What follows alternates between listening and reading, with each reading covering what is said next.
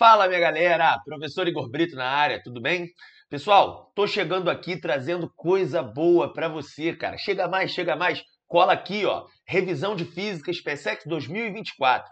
Pessoal, aqui dentro eu selecionei 12 questões maravilhosas para você, cara. Aqui dentro tem quantidade de movimento, tem colisão. Aqui dentro tem leis de Newton, falamos de dinâmica, movimento retilíneo, movimento circular, transmissão de movimento. Aqui dentro tem ótica, campo magnético, campo elétrico, circuito, é muita coisa boa. Não consigo nem listar tudo, cara. Com certeza eu esqueci de alguma coisa aí que eu coloquei aqui e não falei para você agora. Então a ideia é a seguinte, cara. Pega papel, pega caneta aí, cola com a gente aqui que a revisão vai ser boa demais. Pessoal, física na SpaceX é peso 1,5, meu querido, minha querida. É peso 1,5. Física na Prep aí agora, vem. Então, vamos embora, galera. Vamos lá, vamos começar aqui. Questão número 1, ó. Questão número 1 vai falar de uma colisão. Vamos dar uma olhada aqui, pessoal. Número 1. Uma bola de bilhar A de massa M, ao receber uma tacada, desloca-se sobre uma superfície horizontal em direção a uma bola de bilhar B que está em repouso. Então, a bola de bilhar B, ela está em repouso e tem a mesma massa M, segundo esse texto aqui, né? Então, a bola A, ela recebe a tacada e vai bater na bola B. A massa da bola A é M e a massa da bola B é M também, certo? São bolas de mesma massa, Beleza, Igor? E ele fala para mim que a bola de bilhar está em repouso, né? Perfeito. A superfície da bola A é perfeitamente suave, ao passo que a da bola B, em virtude de uma falha no processo de fabricação, apresenta um coeficiente de atrito de valor 0,1, ou seja, A não tem atrito, é perfeitamente lisa, mas a bola B, em virtude de um defeito de fabricação, ela tem um atritinho ali, né, pessoal? Antes de chocar-se frontalmente e de modo perfeitamente elástico, você sabe que o tipo de colisão ele é primordial para a gente saber fazer a questão, né, pessoal? Então a colisão ela é perfeitamente elástica. A bola A move-se sobre uma superfície horizontal com uma velocidade de 4 metros por segundo. Então você já sabe qual é a velocidade da bola A, pessoal, antes da colisão. E a velocidade de B? Está parada, ele fala aí, a bola B está em repouso. Show de bola! Sabendo que a aceleração da gravidade local é 10 metros por segundo ao quadrado, é correto afirmar que a distância em metros percorrida pela bola B após a colisão até parar é de... Bem, pessoal, bola A vai bater na bola B, só que depois que elas batem, a bola B, ela vai estar exclusivamente sob a ação da força de atrito, né, cara? Vai estar peso e normal ali se anulando e vai ter a força de atrito como força resultante, né? Assim, pessoal? E aí ele está dizendo o seguinte, depois que a bola A bate na bola B, a bola B ganha movimento, né, pessoal? Ela vai ter uma velocidade depois da colisão. Só que uma hora ela vai parar, porque a bola B tem atrito. Certo? Pessoal, aqui você tem uma infinidade de coisas que você pode usar, né? Ele quer saber qual é a distância que a bola B vai percorrer. Aqui, se você souber um bizu máximo que eu dei nas aulas de colisão dentro da plataforma, cara, você ganha muito tempo nessa questão. Qual é a ideia, professor? Ó, eu tenho uma bola A, ó, essa bola A, ela está se deslocando aqui, ó. Ela tem uma massa M, né? E ela se desloca aqui com uma velocidade, ó, de 4 metros por segundo. Só que a velocidade da bola A antes da colisão. A bola B, ela está parada, né? E isso, a bola B, ela está parada. A bola B, pessoal, a velocidade dela é zero e a massa dela também é m. Só que ele fala, pessoal, que a colisão ela é perfeitamente elástica, certo? E aí tem um bizu máximo aqui, cara, para você fazer esse tipo de colisão. Qual é? Eu falei para você nas aulas dentro da plataforma, pessoal aí que está assistindo isso pelo YouTube, cara, já corre logo para dentro da plataforma, porque lá é bizu, é absurdo. Pô. Olha só o tempo que você vai ganhar nessa questão. Muitas pessoas perderiam um certo tempo aqui, pessoal, para calcular a velocidade da bola B depois da colisão. Por quê? Porque ele quer saber qual é a distância que a bola B vai percorrer após ganhar movimento, não é isso? Então você tem que saber qual é a velocidade que a bola B vai ter depois da colisão. Por quê? Porque depois você poderia aplicar, por exemplo, um Torricelli. A bola B ganhou velocidade, você aplica Torricelli e descobre qual é o ΔS que ela vai andar até parar. Certo? Porque ele fala, ó, até parar. Se é até parar, qual vai ser a velocidade final dela? Zero. Só que você precisa descobrir a velocidade da bola B depois da colisão.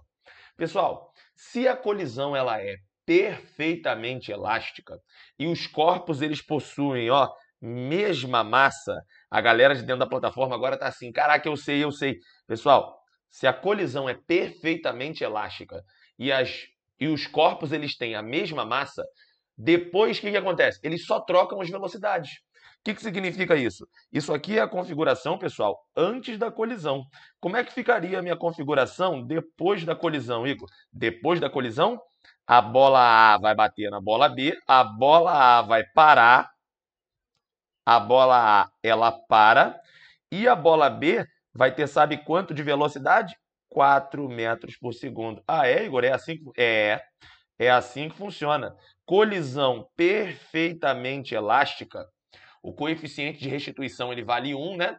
E os corpos, se eles tiverem mesma massa, eles só trocam de velocidade. Professor, isso é verdade mesmo? Se eu fizesse conta, eu chegaria no mesmo resultado que você vai chegar? Chegaria. Só que sabendo esse bizu, né, da colisão perfeitamente elástica e corpos de mesma massa, você ganha muito tempo, porque você já sabe qual é a velocidade, ó, dos corpos depois da colisão. Quanto é que vale o V', né? Que é a velocidade do B depois da colisão. A velocidade que o A tinha antes da colisão. Eles só trocam de velocidade. É assim que funciona. Colisão, então anota aí, ó. Colisão perfeitamente elástica. Corpos de mesma massa, eles trocam de velocidade. Tudo bem, pessoal? Então agora você já tem a velocidade do corpo B depois da colisão. Você concorda comigo que depois da colisão, ó, depois da colisão, o corpo B ele vai começar com essa velocidade aí, ó, essa velocidade aí que vale 4. Isso aqui vai ser a velocidade inicial do movimento dele, né? 4 metros por segundo. Mas a velocidade final dele, pessoal, é 0. A velocidade final dele é 0. Ah, é assim mesmo, pessoal. A velocidade final dele é 0, porque ele quer saber a distância que ele anda até parar. Vou te mostrar uma alternativa de solução para esse problema. Tem um monte e a nossa ideia aqui, pessoal, é revisar. Ah, professor, eu quero que você faça a questão em 30 segundos. Isso aí é você na prova, cara. Aqui eu estou fazendo até bisurado, mas eu quero revisar com você. Eu quero que você tenha esses conceitos muito bem ativos aí na sua mente. Tranquilão? Então, olha só. Aqui, ó, eu estou querendo essa distância, né? A distância que essa bola vai percorrer até parar. Professor, como é que eu faço essa brincadeira aí, cara? Ó, primeira solução, pessoal. Você pode usar um Torricelli aqui, ó. Essa aqui é a primeira solução, certo? Primeira solution. First solution. First solution. Vamos lá? Primeira solução. Você pode dizer que v ao quadrado é igual a v0 ao quadrado mais 2 vezes a aceleração da bola vezes o ΔS. Certo, pessoal? E aí, você vai dizer que a velocidade final dela é 0. Então, 0 é igual, velocidade inicial é 4. 4 ao quadrado, 16. Igor, mas eu não tenho a aceleração dela. Vamos pensar um pouquinho, pessoal? Quando ela passa nessa região aí que ela tem atrito, a bola está numa superfície plana, ó. Vou dizer para você que as forças que agem nela, ó, peso normal. E aqui nós vamos ter a força de atrito, né? Que é o contato dela com o chão. Ele até dá o coeficiente de atrito, né, professor? Dá, ó, o μ é 0,1. O μ entre ela e o chão é 0,1. Show de bola. Com isso, a gente pode pensar no seguinte, ó. A força normal, ela se anula com a força peso e a FAT seria a força resultante. Vamos calcular então aqui pensando no seguinte, pessoal. Se a FAT ela é a própria força resultante, eu posso colocar que FAT é igual a massa vezes a aceleração. Ela não é a força resultante? A normal não se igualou ao peso em módulo ali? Então eu posso dizer o seguinte, professor, quem é FAT? μ vezes a normal. Isso aqui tem que ser igual a massa da bolinha vezes a aceleração. Até aqui, nós estamos tranquilaço. Até aqui a gente está tranquilaço. O que a gente pode fazer aqui, Igor? A gente pode pensar no seguinte. μ é 0,1. Professor, mas e a normal? Pessoal, a normal aqui, ela se anulou com o peso, cara. Ó, não tem movimento na superfície, no eixo vertical ali não tem movimento. Então, você tem que dizer que a normal se anulou com o peso. Então, no lugar da normal, eu posso tranquilamente escrever peso aqui. E peso é quem? mg. Massa vezes gravidade. Então, no lugar da normal, eu substituo mg, sem nenhum problema. Isso aqui é igual a massa vezes a aceleração. Pô, professor, show de bola. Perfeito. E aí, ó, você vê que você não precisa nem saber a massa da bolinha, ó, já corta logo M com M. A aceleração dela seria o quê? 0,1 vezes g, né, professor? Perfeito, perfeito. E aí você diria o quê aqui? Que a aceleração seria igual a 1, né, pessoal? Já que ele deu pra gente que a gravidade é 10. 0,1 vezes 10, a aceleração é 1 metro por segundo ao quadrado. Pô, professor, peguei essa ideia aí. Lembre-se que a bola, ela está freando. Então, aceleração e velocidade tem que ter sinais opostos. É só você perceber, pessoal, ó, que a velocidade ela está apontando aqui, ó, para a direita, enquanto a força resultante, ó, ela está apontando para onde a força resultante, ó? A força resultante ela aponta para a esquerda, meu querido. Então, vamos dentro. Vou dizer para você, ó, mais 2 vezes a aceleração. Vou chamar de menos 1. Porque eu sei que a aceleração tem que ter sinal oposto ao da velocidade, senão esse cara não freia. Vezes o ΔS. Pessoal, 2 vezes menos 1 vezes ΔS, isso aqui ó, vai dar menos 2 ΔS. Passando para o outro lado, você vai ter que 2 ΔS é igual a 16. Então, o ΔS que ela vai andar até parar é igual a 8 metros. Pô, professor, show de bola. Já marcaria aqui, né? Letra A, 8 metros. Certinho, galera? Certinho? Tranquilão? Beleza, professor. Mas aí você falou para mim que tinha outra solução, né? É, tem outra solução. Eu acho até um pouco mais rataria, né? Acho que é um... Não, torrent ele até que é bom. Você usa a lei de Newton, usa ali, descobre a aceleração. Mas tem uma outra solução, pessoal, que é você usar o TEC, que é o Teorema da Energia Cinética. Você pode dizer que o trabalho da força resultante, que no caso aí é o atrito, né? O trabalho da força resultante é igual à variação da energia cinética. Lembre-se que variação da energia cinética é a energia cinética final menos a energia cinética inicial. A energia cinética final da bola é zero, porque ela para, ó. Entendi, professor. Então aqui ficaria menos energia cinética inicial, né? Pois é. O que quer dizer isso aí? Que o trabalho do atrito, ou seja, a energia que o atrito roubou desse sistema, é igual à energia cinética inicial. Óbvio, ele tinha energia e terminou sem energia. Quem roubou isso tudo? O atrito. E quando eu calculo o trabalho de uma força, eu estou calculando a quantidade de energia que ela roubou ou inseriu no sistema. No caso do atrito, roubou, né?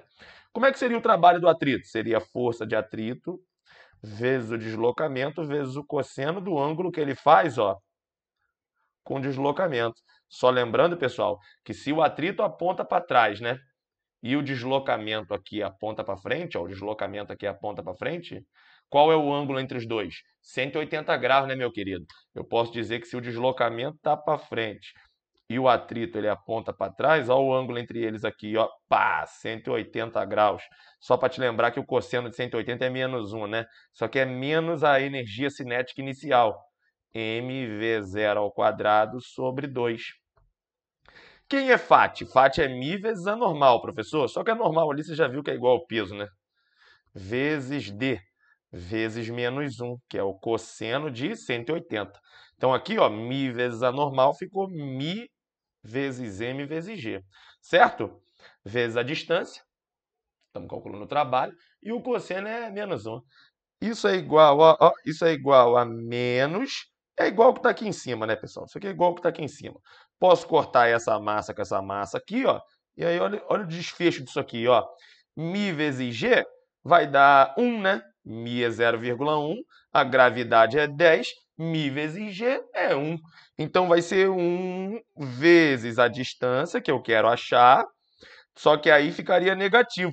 Se eu tenho negativo de um lado e negativo do outro, eu multiplico os dois lados por menos 1, sumiu o negativo, né?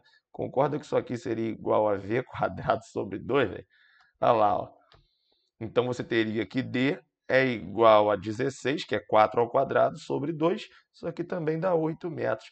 Aí, ó, duas soluções. Isso aqui, mano, isso aqui é máquina de soluções. Ó, primeira solução e a segunda solução. Pegou aí? Tá vendo que coisa boa que nós temos aqui? É isso aí que te espera, meu querido. É isso aí que te espera, ó. Essa revisão aqui, ela tá recheada de questão que eu vou fazer mais de uma solução. Belezinha, galera? Então, questão número 1. A resposta é letra A. Morta, ó. is dead. Bora para 2. Considere um recipiente de vidro com certo volume de mercúrio, ambos em equilíbrio térmico, numa dada temperatura T, conforme mostra a figura a seguir. O conjunto recipiente de vidro e mercúrio é colocado num forno a temperatura T1, com T1 maior que T, ou seja, a temperatura do forno é maior do que a temperatura que eles estavam, né? Eles vão dilatar, né, pessoal? A questão de dilatação aí tá bem na cara. Sejam os coeficientes de dilatação volumétrica do vidro e do mercúrio iguais. Ó, ele deu aqui o coeficiente da volumétrica. É conteúdo que tu estudou faz um tempão. Dilatação térmica. Tá aí para te lembrar, velho. Tópico quente, caiu ano passado. Beleza? Então tá aqui, ó. Isso aqui é o gama de quem? Do vidro. Ele fala respectivamente, né? Então o primeiro é do vidro e o segundo é o do mercúrio. Tá aqui, ó, gama do mercúrio. Tá legal, pessoal? De quantas vezes o volume do recipiente deve ser maior que o volume inicial do mercúrio para que o volume vazio do recipiente permaneça constante a qualquer temperatura? Olha a pergunta, vamos entender português, interpretação. De quantas vezes o volume do recipiente deve ser maior que o volume inicial do mercúrio para que o volume vazio do recipiente permaneça constante a qualquer temperatura? Bem, pessoal, você já deve ter percebido aí, né, cara, que o volume vazio, ele tem que ficar sendo o mesmo, beleza? Não pode mudar. Bem, então o que a gente tem que pensar nessa questão aqui, cara? A gente tem que ter em mente, pessoal, que a dilatação deles tem que ser igual, para poder não mudar isso aí, né, cara? Então, o que a gente pode dizer, pessoal? Vamos dizer aqui, então, que o ΔV que o recipiente tiver, ou seja, a dilatação do recipiente, ela tem que ser igualzinha à dilatação de quem? A dilatação do mercúrio, porque assim o volume vazio ele não muda, entendeu? Então a ideia é a seguinte, cara, se a gente pensar aqui, quem é a dilatação do recipiente? V0 do recipiente vezes o gama do recipiente, variação de temperatura dele. Dilatação do mercúrio, volume inicial do mercúrio, vou chamar de Hg, vezes o gama do mercúrio, o gama do Hg, e a variação de temperatura. Como a variação de temperatura ela é igual para o recipiente e para o mercúrio, passa o cerol. Isso aqui vai ser igual. Volume inicial do recipiente a gente não tem, né? Inclusive ele quer saber quantas vezes esse cara tem que ser maior do que o volume inicial do mercúrio, né? Para poder aí a gente encontrar isso aí, para qualquer variação de temperatura, o espaço vazio é sempre o mesmo. Vou jogar esse cara para cá dividindo, que aí eu vou ter volume inicial do recipiente dividido pelo volume inicial do mercúrio, para dar logo uma razão entre os dois, né? Isso aqui seria igual ao gama do Hg dividido pelo gama do recipiente. Quem é o gama do Hg, Igor? O gama do Hg, o gama do mercúrio, 1,8 vezes 10 elevado a menos 4. Não é isso, pessoal? 1,8 vezes 10 elevado a menos 4. Tudo isso que divide quem? Que divide o gama do recipiente, que é 1,2 vezes 10 elevado a menos 5. Show de bola. E agora, Igão? 1,8 e 1,2. Vamos multiplicar por 10 em cima e embaixo, né? Vai ficar mais agradável. Vai ficar 18 sobre 12. Vamos resolver as potências? 10 elevado a menos 4 vezes 10 elevado a 5, né? O 10 a menos 5 passa para cima, muda o sinal do expoente. Certo, então isso aqui vai dar só 10, né? Vai ser vezes 10, certo? 18 dividido por 12. Isso aí dá 1,5, certo, pessoal? 1,5 vezes 10. O que significa isso? Que o volume inicial do recipiente sobre o volume inicial do mercúrio tem que ser 15. Em outras palavras, o volume inicial do recipiente tem que ser 15 vezes maior do que o volume inicial do mercúrio. Certinho, pessoal? Resposta aqui na nossa letra E, valendo 15. Tá legal? Questão aí, pessoal, de nível de dificuldade um pouco mais tranquilo, é uma questão que você não pode perder. A primeira questão, ela até teve um grau de dificuldade um pouco maior, né? Mas é uma questão, pessoal, já batida. Já caiu questão desse tipo aqui na PrEP, já caiu questão de colisão na PrEP perguntando qual o espaço percorrido até parar. Então isso aqui é modelo de questão das PSECs. Não pode dar mole, não pode deixar passar. Beleza, pessoal? Essa daqui é outra questão que também você não pode dar mole. Vamos para número 3. Questão 3. Um raio de luz vindo do ar, denominado meio A, incide no ponto O da superfície de separação entre esse meio e o meio B, com um ângulo de incidência igual a 7 graus. Então, o ângulo de incidência, 7 graus, né? No interior do meio B, o raio incide em um espelho côncavo E, tá vendo? A questão já começa a ficar, ó, daquele jeitão. Coisa boa, já tem lei de Snell, né? Refração, misturado ali com um espelho, questão boa. E aí tem um espelho, ó, E, aqui o espelho aqui, ó. E disse que o raio, depois de sofrer refração, ele passa pelo foco do espelho, tá vendo? Até pegar no espelho, ele passa pelo foco do espelho primeiro. O centro de curvatura C do espelho, cuja distância focal é 1 metro, encontra-se a 1 metro da superfície de separação dos meios A e B. Então, aqui ele me dá duas informações. Ele me disse que a distância focal é 1 metro. Então, eu já vou colocar aqui que essa distância aqui, ó, é 1 metro. Distância focal aqui do espelho, 1 metro. E ele me fala que o centro de curvatura está a 1 metro da superfície de separação. Ou seja, isso aqui também está a 1 metro, é ou não é? Só que também está a 1 metro. Beleza, professor? E agora? Bem, primeira coisa, pessoal, a gente sabe que o centro de curvatura ele tem o dobro da distância focal, né? Ou seja, se daqui para cá tem 1 metro, daqui para cá tem que ter 2 metros, certo? O centro de curvatura é sempre o dobro. O que me dá a entender que a distância do centro de curvatura até o foco é 1 metro também. Logo, já sabemos toda essa distância aqui, né? Do espelho até a superfície que separa os meios, certo? Beleza. Aí ele me fala o seguinte, observe o esquema, considere os seguintes dados. O índice de refração do meio A é igual a 1, o índice de refração do meio B é 1,2, e ele fala que para ângulos pequenos, podemos considerar que a tangente de θ é igual a seno de θ. Isso aí é bem de praxe, né, pessoal? Falou para você considerar também, pessoal, que seno de 7 graus é igual a 0,12. Ele te deu o seno de 7, provavelmente para você usar aí na lei de Snell, certo, pessoal? Determine a que distância do ponto O raio emerge após a reflexão no espelho. Pessoal, aqui é só você lembrar lá da aula de espelho côncavo, né? Se você assistiu às aulas dentro da plataforma, tu vai estar voando nisso aqui, ó, aula de espelho côncavo. Aqui tem um eixo principal, aqui tem o foco, aqui o centro de curvatura. Lembre-se do seguinte, o raio que entrava paralelo ao eixo principal, ele bate no espelho e volta no foco. Lembra disso? Raio que entra paralelo, bate no espelho e volta no foco. E aí a gente tem aqui o seguinte, ó. Se o raio ele entra passando pelo foco, se ele passa pelo foco e bate no espelho, ele volta paralelo, porque os raios de luz são reversíveis. Professor, o que você quer me dizer com isso daí? Eu quero te dizer, velho, ó, que se você pegar a continuação desse raio refratado aqui, ó, ele vai passar por esse foco aqui, ele vai bater no espelho côncavo e vai sair como? Ele tem que sair paralelo, pessoal, porque ele passou pelo foco. Raio que entra paralelo, bate no espelho e volta no foco. O raio que entra pelo foco, bate no espelho e volta paralelo. Show de bola, professor. E o que ele quer?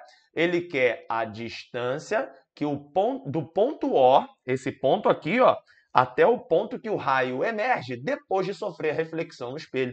Então, o raio ele vai sofrer a reflexão no espelho e vai emergir num ponto aqui. Olha o ponto que ele emerge aqui, ó. Esse é o raio que sofreu reflexão no espelho. Cadê o ponto O, professor? O ponto O está aqui, ó. Então, ele quer essa distância aqui, né, professor? Isso. Ele quer essa distância x aqui, ó. Caramba, professor, legal. Como é que a gente vai achar aquela distância x ali, né? É a primeira coisa. Bem, pessoal, só que é uma questão que mistura bastante coisa, uma questão muito legal. Aqui a gente pode pensar que o ângulo de refração não é esse ângulo aqui. Esse aqui não é o ângulo de refração, ó. Esse aqui seria o Rzinho, ângulo de refração. Vê se você concorda comigo que esse ângulo é igual a esse ângulo aqui, ó. Pô, professor, não é que é mesmo? Se você quiser uma explicação mais rápida aqui para você, ó, duas paralelas cortadas por uma transversal. Ou seja, esse ângulo aqui é alterno interno com esse ângulo aqui, ó. Vê se tu percebe isso. Ou seja, o ângulo de refração é igualzinho a esse ângulo aqui, ó. Tá bom, professor, mas o que tem a ver uma coisa com a outra? Cara, é só você pensar no seguinte, aqui tem um triângulo que te importa muito, ó. Deixa eu pintar ele de laranja, ó. Aqui tem um triângulo que te importa muito, velho, ó. Que isso, professor, verdade. Olha esse triângulo aqui, ó. Eu aqui tenho um triângulo, ó, que um cateto dele vale 3 metros. O outro cateto ali eu estou querendo saber, que é a distância do raio emergente até o ponto O. E aqui, ó, eu tenho o meu ângulo Rzinho, que eu posso descobrir usando a lei de Snell lá em cima na refração. Caramba, professor, mas aí enxergar isso tudo aí, enxergar. Eu coloquei a figura grande aqui para você, cara, sempre pensando no seu bem-estar, sempre pensando em você, ó, estudando com mais tranquilidade. O que acontece aqui é que esse raio aqui ele passa, bate no espelho, esse aqui já é o raio refratado, bateu no espelho e ficou refletido, ó. Aí ele sai lá em cima, né, professor? Isso. Ó, a distância que a questão pede é a distância desse ponto da onde o raio emerge até o ponto O. A questão está pedindo esse cateto X aqui, né? Basicamente o que a questão quer. Lembrando que aqui nós temos um Rzinho. Lembrando que aqui também é Rzinho. E que isso aqui mede 3 metros. Ou seja, esse triângulo aqui, ó, 3 metros. Aqui, né, vai medir X. Ou seja, nós vamos usar esse ângulo Rzinho para achar essa tal dessa distância X que a questão quer. Muito bom, né? Revisa a lei de Snell, revisa espelho, tudo ao mesmo tempo. Bom demais, professor. E aí, o que eu vou fazer aqui? Ó? Primeira coisa, como é que eu relaciono X com aquele cateto ali de 3 metros? É só dizer que a tangente de Rzinho é igual a cateto oposto dividido pelo cateto adjacente. Ou seja, cateto oposto é o que ele olha, né? X dividido pelo adjacente. Vou deixar assim, porque eu não tenho o valor da tangente de Rzinho. Vou usar a lei de Snell aqui em cima, ó. Aqui em cima a gente tem o meio A, que é o NA, seno do ângulo de incidência. A lei de Snell está na massa do sangue, sabemos isso, né? NB, seno do ângulo de refração. E aí, pessoal, olha que legal, cara. A gente não tem que, para ângulos pequenos, podemos considerar a tangente de θ igual ao seno de θ? Observa que o ângulo R ele é menor que 7, cara. Ele é um ângulo muito pequeno. Então, eu vou chamar que a tangente de R é igual ao seno de R, cara. Nós vamos fazer isso. Então, no lugar do seno de R, nós vamos colocar quem? Tangente de R. Caraca, genial, professor. Vamos nessa. NA vale 1, ele fala isso no enunciado. Seno do ângulo de incidência seria o seno de 7 graus. Ele me dá aí como 0,12, se não me engano, no enunciado, né? 0,12. Perfeito, ó, 0,12. Isso aqui vai ser igual. Quem é o NB, Igor? 1,2 vezes x sobre 3. Ah, professor, faz todo sentido, porque a tangente de R é igual ao seno de R, que é o próprio x sobre 3. Caramba! Então, ó, 0,12 vezes 1, 0,12. Isso aqui é igual a 1,2x dividido por 3. Certo, pessoal? 0,12 vai ser igual a 1,2 dividido por 3 é 0,4 vezes x. Então, x ó, é 0,12 dividido por 0,4. Posso pegar aqui e dizer para você que eu vou multiplicar em cima e embaixo por 100 para melhorar a minha conta. Vai ficar 12 dividido por 40. Agora eu simplifico, né? Porque aqui, ó, delicinha, né? Vamos simplificar aqui, pessoal, por 4, né? Aqui vai dar 3 e aqui vai dar 10. Ou seja, 0,3 metros é aquela distância x ali. Resposta na letra A. Reflita. Vai dizer que essa questão ela não é linda, meu querido, minha querida? Linda essa questão, cara. Lembrou espelho, lembrou Snell, coisa boa demais. Melhorou tua trigonometria aí. É isso, filho. Vamos para dentro, é isso que a gente quer, pô. É física 1.5, é o peso da física nas PSECs. E eu quero você arrebentando, é 12 de 12, sem desenrolo. Vamos embora. Questão número 4. Uma máquina térmica recebe calor de uma fonte quente, com temperatura de 927 graus Celsius. Olha aí, cara. Olha a banca aí tentando achar que eu sou bobo. Me dando temperatura de termodinâmica em graus Celsius. É sempre em Kelvin a temperatura da termodinâmica, não é isso, pessoal? Então ele me diz que a fonte quente tem uma temperatura de 197 graus Celsius. Eu já vou dizer, antes de qualquer coisa, que a temperatura é 927 mais 273, caramba, que me dá igual a 1200 Kelvin. Essa é a temperatura da fonte quente que alimenta a máquina. E dissipa o calor para uma fonte fria de 27 graus Celsius. Então, a temperatura da fonte fria, ó, 27 graus Celsius. Eu vou somar isso aqui com o quê? Vou somar isso aqui com 273 e nós vamos ter aqui, ó, 300 Kelvin. Essa é a temperatura da fonte fria, por isso eu estou chamando de TF. Tá legal? Sabendo que a taxa de calor recebido, 100 kJ a cada segundo. Isso aqui é a taxa de calor recebido, 100 kJ a cada segundo. E que o seu máximo rendimento, vamos lá. O seu máximo rendimento é 2,5 vezes o maior, 2,5 vezes maior do que o rendimento real. Então ele fala que o rendimento máximo dessa máquina é 2,5 vezes maior do que o rendimento real. Aí ele quer saber o seguinte, ó, a potência útil em kilowatt que essa máquina poderá produzir será de. Ele quer a potência útil. Beleza, pessoal. Um dado que ele me dá aí é que o rendimento máximo é 2,5 vezes maior do que o rendimento real. O que significa isso, pessoal? Qual é o rendimento máximo de uma máquina? É o rendimento de Carnot. Então, o que ele está me dizendo aqui, ó, é que o rendimento de Carnot para essa máquina, o rendimento de Carnot é 2,5 vezes o rendimento da máquina, o rendimento real. Professor, como é que eu encontro o rendimento de Carnot mesmo? Tranquilo, pessoal. Olha só, o rendimento de Carnot é 1 menos TFTQ. Não é isso? O rendimento de Carnot eu posso usar as temperaturas. Então, qual vai ser o rendimento de Carnot, Igor? 1 menos. Quem é a temperatura da fonte fria, Igor? Temperatura da fonte fria é 300. Temperatura da fonte quente, 1200. Corta, corta, corta, corta. Bem, pessoal, então eu tenho aqui, ó, 1 menos 1, dividindo em cima e embaixo por 3, né? 1 quarto. 1 quarto. Então, pessoal, qual é o rendimento de Carnot, o rendimento máximo dessa máquina aí, ó? 1 menos 1 quarto, não é 0,25?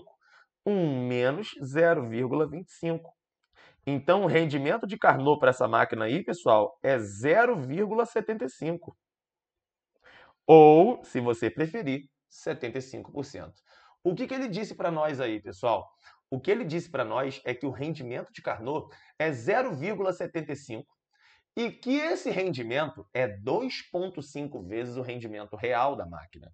Então, eu já vou colocar aqui no lugar do rendimento de Carnot, 0,75. Isso aqui tem que ser igual a 2,5 o rendimento real. Vamos achar logo o rendimento real dessa máquina? Igor, por que eu teria que achar o rendimento real? Porque ele quer, pessoal, a potência útil.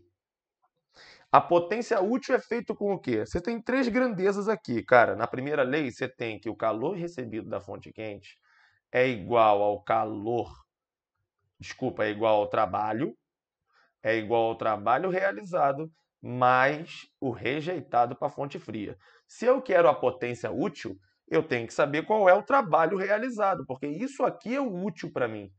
Com certeza, professor, isso aqui é o útil, pô. Professor, e o que é F? O que é F é o que é dissipado. Professor, e o que é Q? O que é o total. Então, se pedirem para você a potência total, tem que usar o calor da fonte quente. Trabalho mais que F. Se pedirem para você o útil, aí você tem que descobrir o trabalho. E se pedirem para você o que foi dissipado, aí é o QQ. Tá bem? É o QF. Tá bem, pessoal? Que é o que é jogado fora. Então vamos lá, pessoal. Vamos descobrir qual é o rendimento real aí, então. O rendimento real dessa máquina vai ser igual a 0,75 dividido por 2,5. Certinho? Vou dar uma multiplicada em cima e embaixo por 100 para melhorar minha vida. 75 dividido por 250. Isso aqui eu acho que vai dar 1/4, não é isso? 1/4. 1/4, pessoal, é 0,25. Pronto, descobri meu rendimento real. Pois é, né? 75 por 75 dá 1.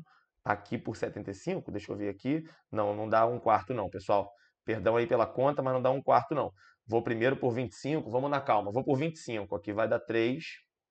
Por 25 aqui, 4, 8, 10. Aqui vai dar 10. Então isso aqui vai dar 0,3. Olha como é que comete deslize. Quase fui de ralo. Quase fui pro barro aqui, ó, 0,3. Então esse é o rendimento real.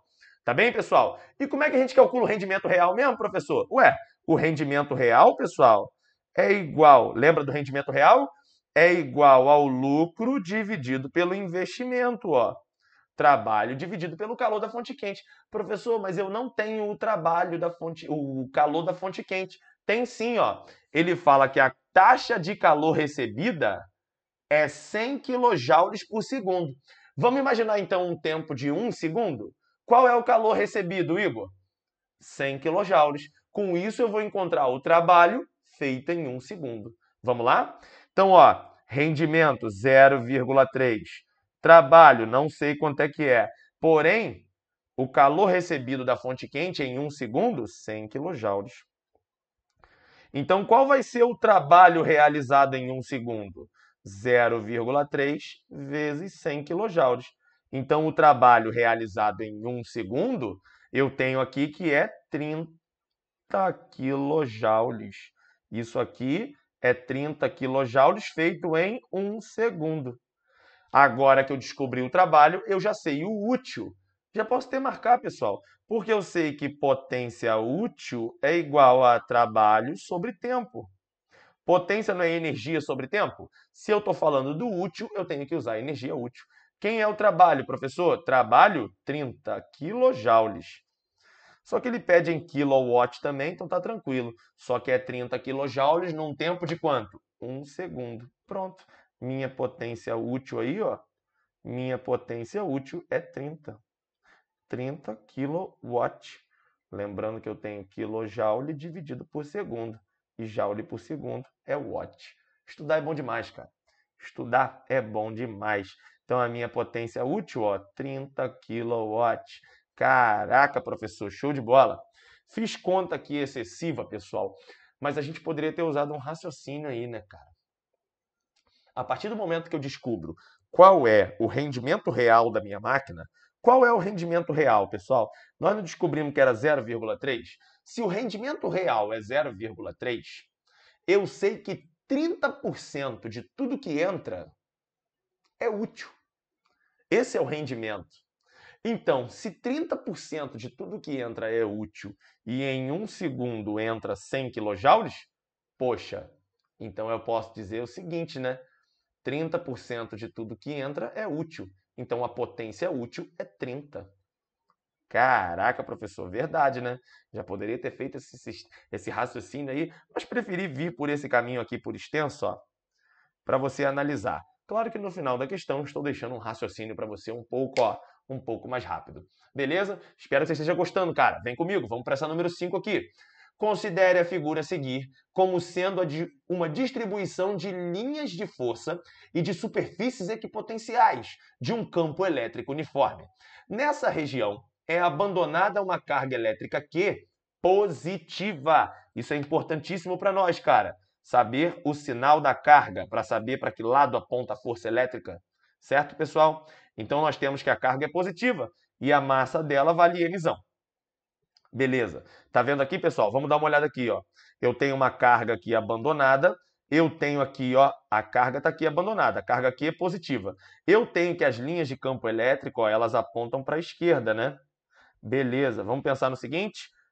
Carga positiva, a força elétrica aponta para o mesmo lado do campo elétrico, é ou não é?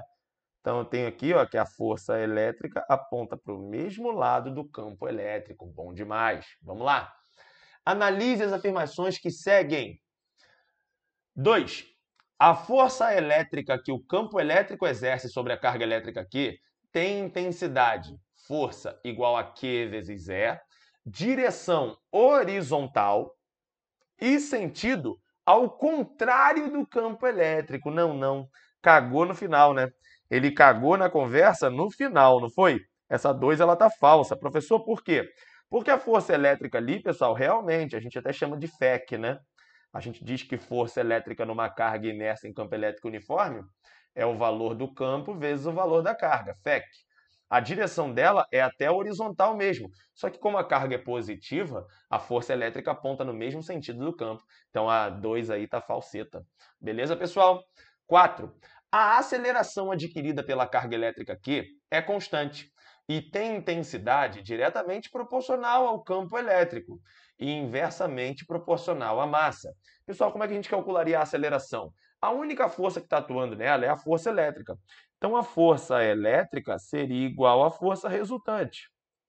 E a força resultante dessa filha da mãe aí seria quem? Massa vezes aceleração. Poxa, professor, muito bom. E aí eu posso dizer o que para você aqui, cara? Força elétrica, campo vezes a carga. Posso colocar aqui para você, ó, que isso seria a massa da partícula vezes a aceleração.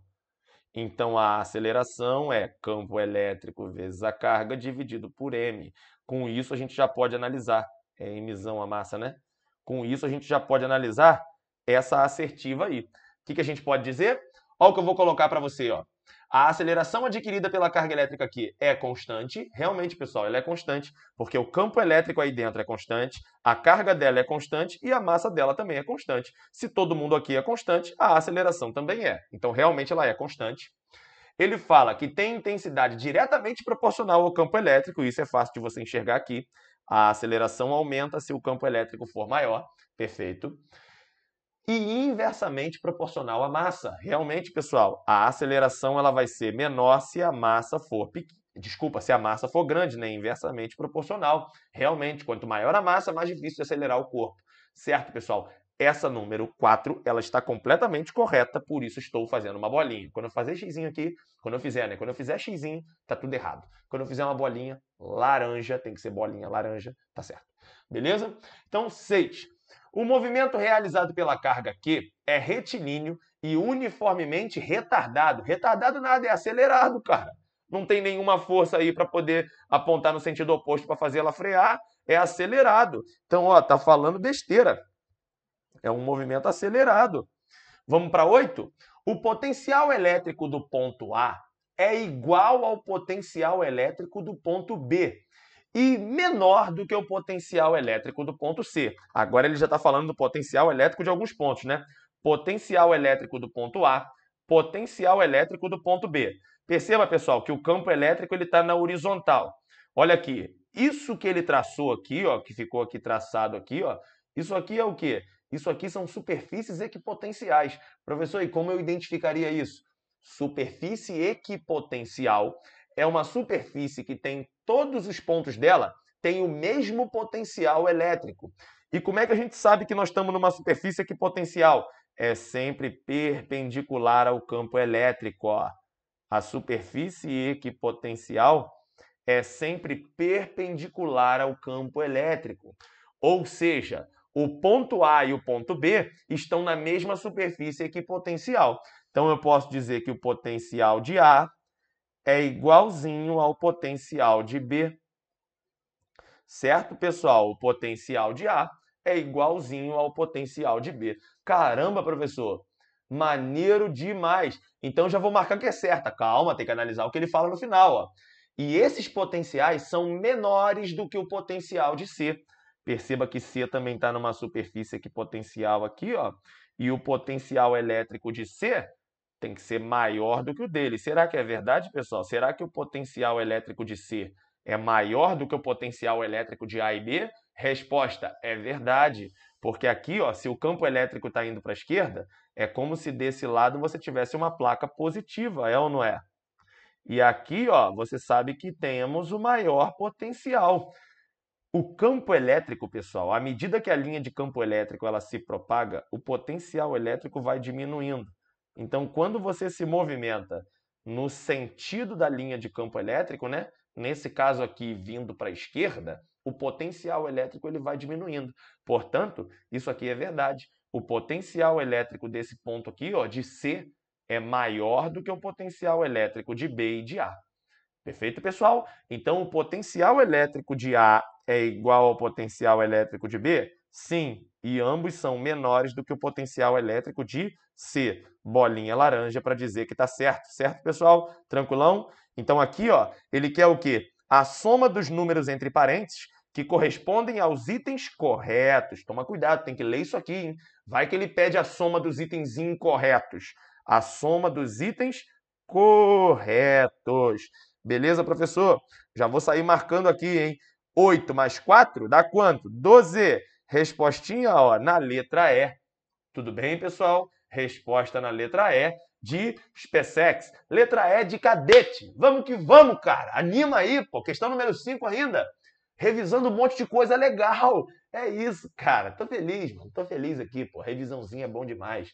Trabalhar tudo aquilo que foi visto, as aulas assistidas da plataforma, bom demais. Vamos que nós vamos destruir essa SpaceX. Nós vamos destruir ela. Tudo bem, pessoal?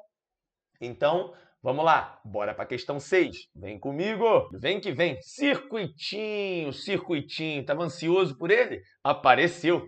Vem comigo. Pessoal, aqui a gente tem um circuito, né? Não tem uma aparência muito bacana, eu sei. Mas vamos ver o que o texto diz, né? O circuito acima é alimentado por uma fonte de 12 volts. Está aqui, ó, uma fonte de 12 volts. Todos os valores de resistências apresentados encontram-se em ohms. A potência em watts fornecida pela fonte.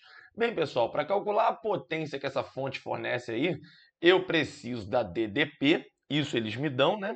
A DDP é 12. Aí eu precisaria ou da corrente ou da resistência equivalente, né? Assim, porque a gente sabe que potência pode ser dada por U vezes I, eu teria que ter a corrente elétrica do circuito, ou potência pode ser dada por U ao quadrado. Se ele pediu a potência do circuito todo, aqui vai entrar uma resistência equivalente. Show, professor? Então você tem que ver aí, velho, qual é a resistência equivalente dessa brincadeira aí, ou achar a corrente elétrica, né? Tanto faz. Bem, pessoal, é um circuito feio.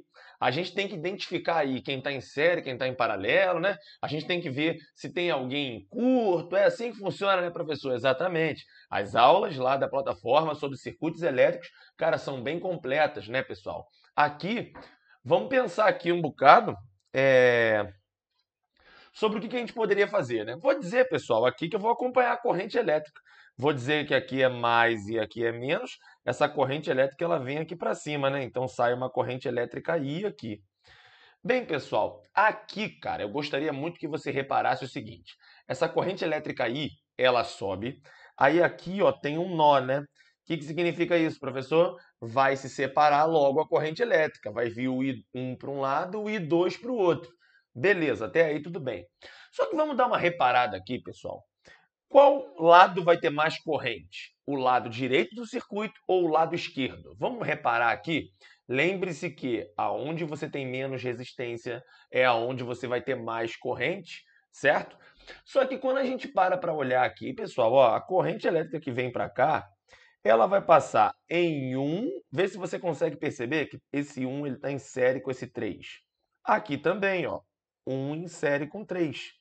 Se você perceber, aqui tem um 12 em paralelo com esse 1 e 3. Aqui tem um 12 paralelo com esse 1 e 3. Tudo bem. E aqui, ó, você tem 2 seguido de 4. E aqui, 2 seguido de 4. E você, em paralelo com ele, tem um 30. Você, em paralelo com eles, tem um 30. O que eu quero dizer para você, cara? Aqui você consegue perceber uma certa simetria do circuito. Vê só, se você pegar esse lado todo aqui, ó, e você fizer um rebatimento, ó, rebatimento lateral, olha só, faz um rebatimento para o outro lado, igualzinho. O 12 ficaria aqui, ó, o 1 que está em cima ficaria aqui, o 3 que está aqui ficaria aqui. E, professor, bacana, hein? Ó, é um rebatimento lateral, simétrico, pessoal. O lado direito do circuito é simétrico ao esquerdo. Olha aqui, ó. O 2 ficaria aqui, né? Lá longe, verdade, cara. Ó, o 4 ficaria aqui, o 30 aqui. Certinho, professor. É um rebatimento lateral, isso é simétrico. que me leva a pensar aqui então, pessoal? Me leva a pensar que essa corrente I aqui, ó, quando ela se dividir, por um lado vai vir uma corrente que eu vou chamar de I1, e para o outro lado vai uma corrente que eu vou chamar de I2, só que são correntes iguais, pessoal. Porque dos dois lados do circuito eu tenho a mesma resistência equivalente. Caramba, professor, é simétrico, né? Verdade. Então eu tinha que perceber isso aqui? Exatamente. E aí, outra coisa que você percebe. Aqui, pessoal, você vai ter uma queda de tensão, né?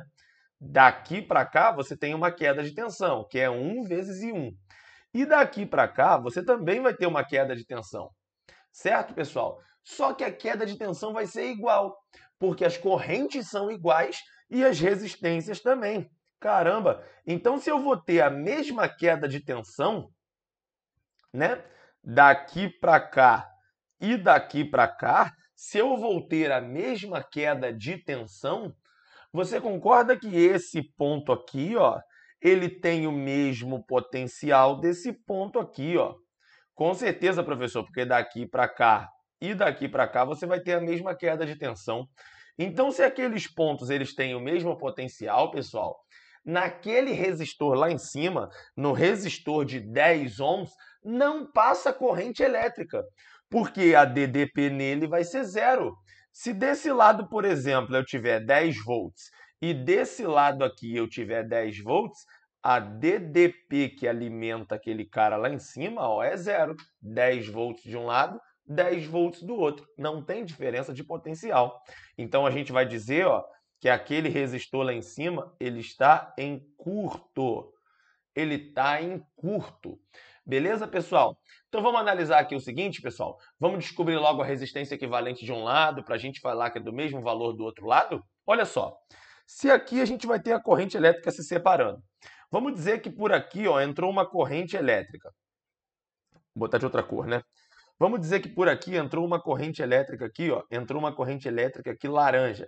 Você concorda que essa corrente elétrica ela não pode vir aqui para cima, né? Porque a gente sabe que ali não passa corrente, não é isso? A DDP nesse cara é zero. Então a corrente elétrica laranja que entrou ali, ó, ela tem que passar tanto naquele resistor que vale 1, como nesse resistor que vale 3. Se passa a mesma corrente, nós vamos somar esses caras, né? Então a gente vai dizer que eles dois juntos valem 4. Tudo bem, pessoal? Tudo certo, professor? Então eu já sei que eles dois, né? A galera diz que está em série. Então tudo bem, vou dizer que eles estão em série. Professor, ali a corrente se dividiu e vou dizer que para cá passou uma corrente verde. Perceba que essa corrente verde aqui, ó, ela passa só no de 12. Então ele está sozinho, né? Então vê se não é a mesma coisa que isso aqui, pessoal. Ó, você tem uma única resistência que vale 4. Vou chamar esse ponto aqui de A, ó. Você tem uma única resistência que vale 4, saindo do ponto A. Olha isso, ó. Saindo do ponto A, você tem uma única resistência que vale 4 ohms. Eu estou dizendo que é 1 mais 3, porque neles vão passar a mesma corrente elétrica. 1 mais 3. E saindo também desse ponto A, pessoal, ó, saindo também do mesmo ponto A, eu vou dizer que eu tenho uma resistência aqui, ó, valendo 12. Observe, a resistência de 4 sai do ponto A e chega no ponto B. A resistência de 12 sai do ponto A, ó, e chega nesse ponto aqui que estou apelidando de B. Certo? Então é como se fosse isso aqui, né? Ah, faz todo sentido, professor. Se aqui é A, aqui também é A. Se aqui é B, aqui também é B. Então você percebe que aqueles carinhas ali, né? Eles estão em paralelo. Vamos fazer então, pessoal, o 12 em paralelo com 4. Professor, produto pela soma. Vamos fazer exatamente isso, produto pela soma. Vamos lá, pessoal, ó, 12 vezes 4 dividido por 12 mais 4, que é 16. 12 vezes 4 me dá 48, sobre 16. Resultado, 3 ohms, né? Resultado, 3 ohms. Então, aquelas resistências ali de cima, ó, é como se elas valessem uma única resistência que vale 3 ohms. Tudo bem, pessoal? Então, acabamos de fazer o paralelo ó, entre 12 e 4. Eles equivalem a uma única resistência que vale 3 ohms. Na parte de baixo, a gente vai analisar a mesma coisa, pessoal. Vamos supor que a corrente azul, ó, ela passe por aqui, ó. Aqui vem uma corrente azul. Ela tem que passar no 2 e também nesse aqui de baixo, né, que vale 4. Concorda comigo? Já a corrente vermelha, ela vai passar somente no de 30. Então, o que a gente vai pensar? Ó, 2 mais 4? Por que 2 mais 4, professor? Porque a mesma corrente passa nesse cara e nesse cara. Logo, nós vamos dizer que eles estão em série. Concorda? Beleza. Então, é uma única resistência que vale 6. Show de bola.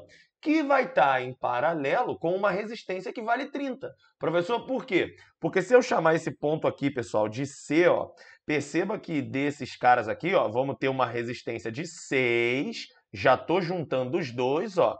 Uma resistência de 6, certo, pessoal? Que sai de B e chega em C. Então, uma resistência de 6 que sai de B, ó, e chega em C. Mas nós também temos uma resistência de 30, ó, que sai de B e chega em C. Sai de B e chega em C, ó, 30. Caramba, professor, faz sentido, porque se aqui é ponto C, aqui também é ponto C. Faz todo sentido. Pô, muito bom, né? Então agora a gente precisa fazer o paralelo, né, entre 30 e 6. Professor, produto pela soma. Vamos nessa? Vamos ficar, então, produto 180, né? 30 vezes 6. Vou deixar assim, porque eu acho que vai cortar. 30 vezes 6. E a soma deles, professor? 36. Certinho? Posso cortar o 6 com 36, aqui fica 6. Resultado, ó, 5. Então, é como se aqueles dois carinhas ali, ó, se eu juntar eles dois, ó, vai ser uma única resistência que vale 5. Certo, pessoal? Então, aqui desse lado, você já resolveu tudo. O de 10 lá em cima está em curto. Você percebeu que daqui para cá, ó, teria a mesma queda de tensão do que daqui para cá. Faz todo sentido. Então, esse potencial aqui, se eu chamar de X, esse potencial aqui também tem que ser X. Faz todo sentido isso aí, professor. Beleza, o de 10 está em curto mesmo. Agora, o que a gente tem que fazer? Saindo de A e chegando em B. Saindo de A, chegando em B. Uma única resistência que vale 3 ohms. Vamos nessa? Saindo de A, deixa eu botar aqui a cor certa. Saindo do ponto A e chegando no ponto B. Nós temos uma única resistência que vale 3. Saindo de A e chegando em B. Saindo de B e chegando em ponto C, nós vamos ter uma única resistência que vale 5. Uma única resistência que vale 5. Pronto. Se a gente tem uma única resistência entre A e B, 3, e entre B e C vale 5, concorda que esses caras aí, eles estão em série? Porque caso passasse uma corrente elétrica aqui, pessoal, uma corrente elétrica amarela, por exemplo, né? Tô chamando de cor aí para não ficar I1, I2, I3, aí eu tô chamando de cor. Eu acho que é mais fácil de entender. Então, ó, se aqui passasse uma corrente elétrica qualquer amarela aí, ó, você concorda que a mesma corrente elétrica passaria nos dois? Então você acabou de achar a sua resistência equivalente do lado direito do circuito. Vale 8 ohms. Certo, pessoal? Se a sua resistência equivalente do lado direito do circuito vale 8, como é um circuito espelhado, tem simetria, como é um circuito rebatido, o 12 que está perto do ramo do meio, ó, o 12 que está perto do ramo do meio, o 30 que está perto do ramo do meio, ó, o 30 que está perto. Enfim, pessoal, é um circuito rebatido, acho que você já conseguiu perceber isso. Então, se a resistência equivalente de um lado vale 8, 3 mais 5, do outro lado vai valer quanto? Vai valer 8 também, pessoal. Então, o que a gente vai ficar aqui vai ser o seguinte, ó. Eu coloquei a figura aqui um pouco maior para você, né, para poder a gente ter mais espaço para trabalhar. Olha só que legal. Você vai ter aqui uma bateria de 12. Desse lado é como se tivesse uma única resistência, ó, que valesse 8. E do outro lado também. Isso, filho. Do outro lado também, minha querida. É isso, ó. E do outro lado, ó, também. Claro, professor, achou a resistência equivalente de um lado. Se um lado é espelhamento do outro, você acabou de achar a resistência equivalente dos dois lados. E aqui vale quanto? 12 volts. O que ele quer mesmo? Ele quer a potência fornecida pela fonte. A potência fornecida pela fonte. Vem comigo, meu querido. Olha só. Aqui, pessoal, se eu chamar isso aqui de um determinado ponto, né? Eu lembro que eu tinha chamado de ponto A lá, ó. Aqui é ponto A e aqui também é ponto A. Eu lembro que lá eu tinha chamado esse ponto final de C, não era isso? Ó? C. Isso significa que esse ponto C aqui é esse ponto C aqui, ó. Então, entre A e C, eu tenho 8. Entre A e C, eu tenho 8. O que significa isso, Igor? Eles estão em paralelo, mesma DDP. Então, se eu tenho 8 em paralelo com 8, não precisa nem fazer o produto pela soma, né, pessoal? Já expliquei para você. Quando eu tenho resistências iguais que estejam em paralelo, é só pegar o valor da resistência e dividir pelo número de resistores iguais que estão em paralelo. O valor da resistência é 8. O número de resistores que estão em paralelo ali, 2.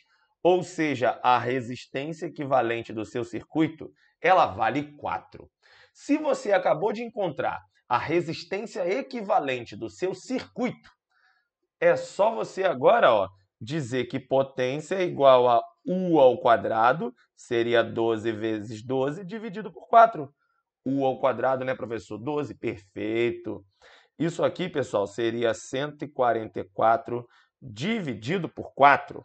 Tranquilão? Se você preferir, para ficar mais fácil de fazer a conta, o que é 12 ao quadrado? Não é 12 vezes 12?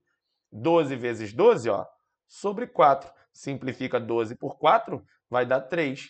3 vezes 12, 36 watts. Caraca, professor! Questão maravilhosa, hein? Pois é, pessoal, caiu no IME ano passado.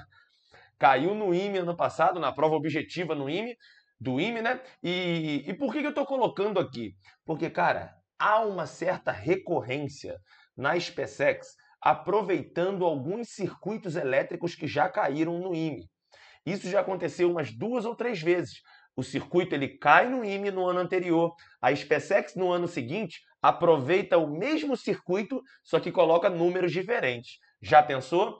Então aqui, pessoal, olha só. A gente tem aqui, ó, letra B como resposta. Imagina um circuito desse que você perceba que esteja espelhado e só esteja com números diferentes. Tá aí, velho. Você vai arrebentar num circuito que eu tenho certeza que quando você olhou, você teve um pouco de medo. Mas aí foi na calma, né, cara? Deu para destrinchar tudinho, professor. Acho que aqui, pessoal, o pulo do gato, acho que a principal coisa que você tem que perceber aqui é que o 10 ele está em curto, cara. Que pelo fato do circuito ele ser simétrico, a corrente elétrica que vai para a direita e para a esquerda são as mesmas. Logo, daqui para cá, ó, a gente tem a mesma queda de tensão do que daqui para cá. Se a gente colocar aqui, por exemplo, né? Se a gente colocar aqui, por exemplo, igual a gente faz na plataforma, né, pessoal? Pega esse ponto, chama de 0 volt. Se aqui é 0, esse cara aqui é 0, o grandão então vale 12. Então esse ponto aqui é um ponto de 12 volts, certo? Se eu tenho a mesma queda de tensão daqui para cá e daqui para cá, e esse ponto aqui ele vale 10 volts, esse aqui também tem que valer 10 volts. Não é isso, pessoal? Isso depende do valor da corrente que vai para cada lado, né? Mas o ideal era você perceber que esse 10 aqui, ó, ele realmente está em curto, certo? Pela simetria, as correntes que se dividem ali são iguais. Muito bela essa questão. Comenta aí, velho. Diz para mim. Eu gosto muito de ler o que vocês escrevem aí, cara. Gostaram da resolução? Acharam boa? Acharam que ficou clean, né? Eu tentei deixar ela um pouco mais compreensível, mas sem ficar colocando muita corrente 1 e 2 e 3, porque a corrente ali ela se divide muitas vezes, entendeu? Preferi perceber ali as cores, né? Chamar de correntes azul, corrente laranja, a corrente laranja que passa no 12, passa, enfim. Tentei melhorar aí a resolução para vocês, tá bem, pessoal? Espero que tenha entendido. Estou aqui de ótima vontade para tentar fazer você arrebentar na SpaceX, cara. Minha missão é essa. Minha missão é essa. Vem comigo, meu querido, minha querida. Questão número 7 na sua tela. A barra da figura acima é homogênea, possui massa de 30 kg e o comprimento é de 4 metros. Ela está apoiada sobre o ponto A em um plano horizontal rugoso, então tem atrito aqui embaixo, beleza. E é vinculada pelo ponto C a 1 metro de topo da barra, ou seja, nesse ponto C aqui está a 1 metro do topo da barra, né? A 1 metro de topo da barra, beleza. E tem uma constante elástica K. Sabe-se que o campo gravitacional tem módulo G igual a 10 e que o sistema encontra-se em equilíbrio quando o θ aqui, ó, esse θ aqui, é igual a 45 graus. e a mola tem a sua extensão máxima igual a 0,2 metros. Com base nos dados fornecidos, podemos afirmar que o valor de K em quilonewton por metro, então ele quer a constante elástica em quilonewton por metro, né, pessoal? Pessoal, não é difícil você perceber que isso aqui é um corpo extenso que está em equilíbrio, certo, pessoal? Nós temos dois tipos de equilíbrio aqui. A gente tem que dizer que a força resultante ela tem que valer zero, a força resultante aqui ela tem que ser igual a zero, e também, pessoal, o torque resultante, né, o momento resultante também tem que valer zero. O momento resultante tem que valer zero. A partir desse momento, então, a gente começa a desenhar quais são as forças nessa barra, beleza? Bem, pessoal, eu sei que aqui, se ele está esticando a mola, vai haver para cá, ó, uma fel, né? Uma força elástica, certinho. Também temos que dizer que existe aqui, ó, o peso da barra, porque ela tem uma massa de 30 quilogramas, ó. Então, a gente tem aqui, ó, o peso da barra. Como ela é homogênea, eu vou colocar no meio dela, no centro geométrico dela, beleza, pessoal? Então, tá aqui, ó. Esse aqui seria o peso da barra. Show, professor. Quais são mais as forças aí que atuam, né? Vou ter uma normal aqui, de contato com o chão, normal. E vou ter aqui, ó, uma força de atrito. Pessoal, se a barra está inclinada para cá, ó, a força de atrito ela tem que apontar para onde? Para a direita ou ela tem que apontar para a esquerda? É só você observar, pessoal, as forças que estão atuando aí, para você dizer se a força de atrito ela tem que estar para a direita ou ela tem que estar para a esquerda. Será que essa barra ela tende a deslizar caindo ou essa barra ela tende a deslizar, ó, vindo aqui para frente? Bem, pessoal, aqui o que a gente precisa pensar é o seguinte: nós não vamos usar o atrito para nada. E muito menos a questão falou que ela se encontra, né, na iminência de movimento. A gente sabe que um corpo em repouso, ele só tem força de atrito, não é isso, pessoal? Ele só tem força de atrito se ele tiver tendência de movimento. Então, por hora, eu não vou desenhar esse atrito aqui não. Por quê? Se eu desenhar o atrito apontando para cá, por exemplo, ó, se eu desenhar esse atrito apontando para cá, a força de atrito apontando para cá, a resultante dessas forças não está dando zero não, velho. Porque observa só, eu tenho essa força elástica aqui apontando para a direita e eu tenho o atrito apontando para a direita. Qual é a força que aponta para a esquerda então, Igor? Não tem nenhuma força apontando para a esquerda. A gente sabe que a força resultante tem que ser zero, então a gente tem que as forças da horizontal e da vertical elas precisam se anular, né, pessoal? Então esse atrito ele não aponta para cá. Eu teria que desenhar o atrito, ó, apontando aqui para dentro, né, Igor? Isso, teria que apontar o atrito apontando para cá, como se esse cara aí ele tivesse uma tendência de fazer isso aqui, ó, de deslizar para dentro. Se ele tem uma tendência de deslizar para dentro, o atrito aponta para fora. Só que você vai ver, pessoal, que apesar de eu ter desenhado o atrito e tal, ele não vai interferir em absolutamente nada. Sabe por quê? Porque quando você colocar o seu ponto de giro aqui, ó, para analisar o somatório dos momentos, você coloca o ponto de giro aqui no ponto mais baixo.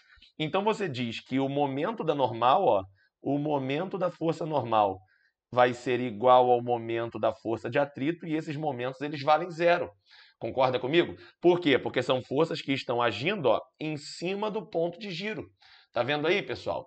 Então, ele me deu o valor do ângulo θ, ele me deu aqui as forças que agem, ele me deu a elongação da mola, certo, pessoal? Então, o que eu vou fazer? Eu vou dizer aqui que o somatório dos momentos tem que ser zero, eu vou dizer que quem gira a barra no sentido horário faz momento positivo, quem gira a barra no sentido anti-horário faz momento negativo, desculpa, no anti-horário para o outro lado, anti-horário faz momento negativo, e aí, pessoal, aqui fica tranquilo, porque nem a normal nem o fat fazem momento. Só quem faz momento aqui é a força elástica, né?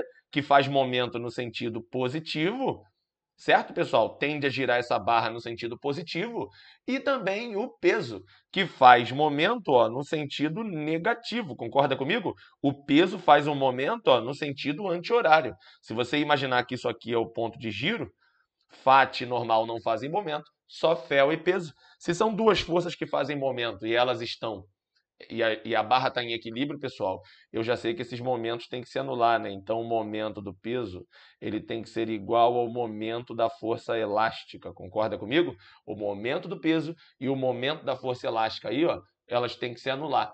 Beleza, pessoal? O momento do peso vai ser peso, que eu sei que é massa vezes gravidade, 300, né? A massa é 30, a gravidade é 10. Professor, é força vezes o braço de alavanca. Lembra momento? Força vezes o braço de alavanca. Como é que a gente faz isso aqui? Força vezes braço de alavanca. Pessoal, o braço de alavanca é a menor distância do ponto de giro até a linha de ação da força. Então, a missão agora é achar o braço de alavanca do peso, né, pessoal?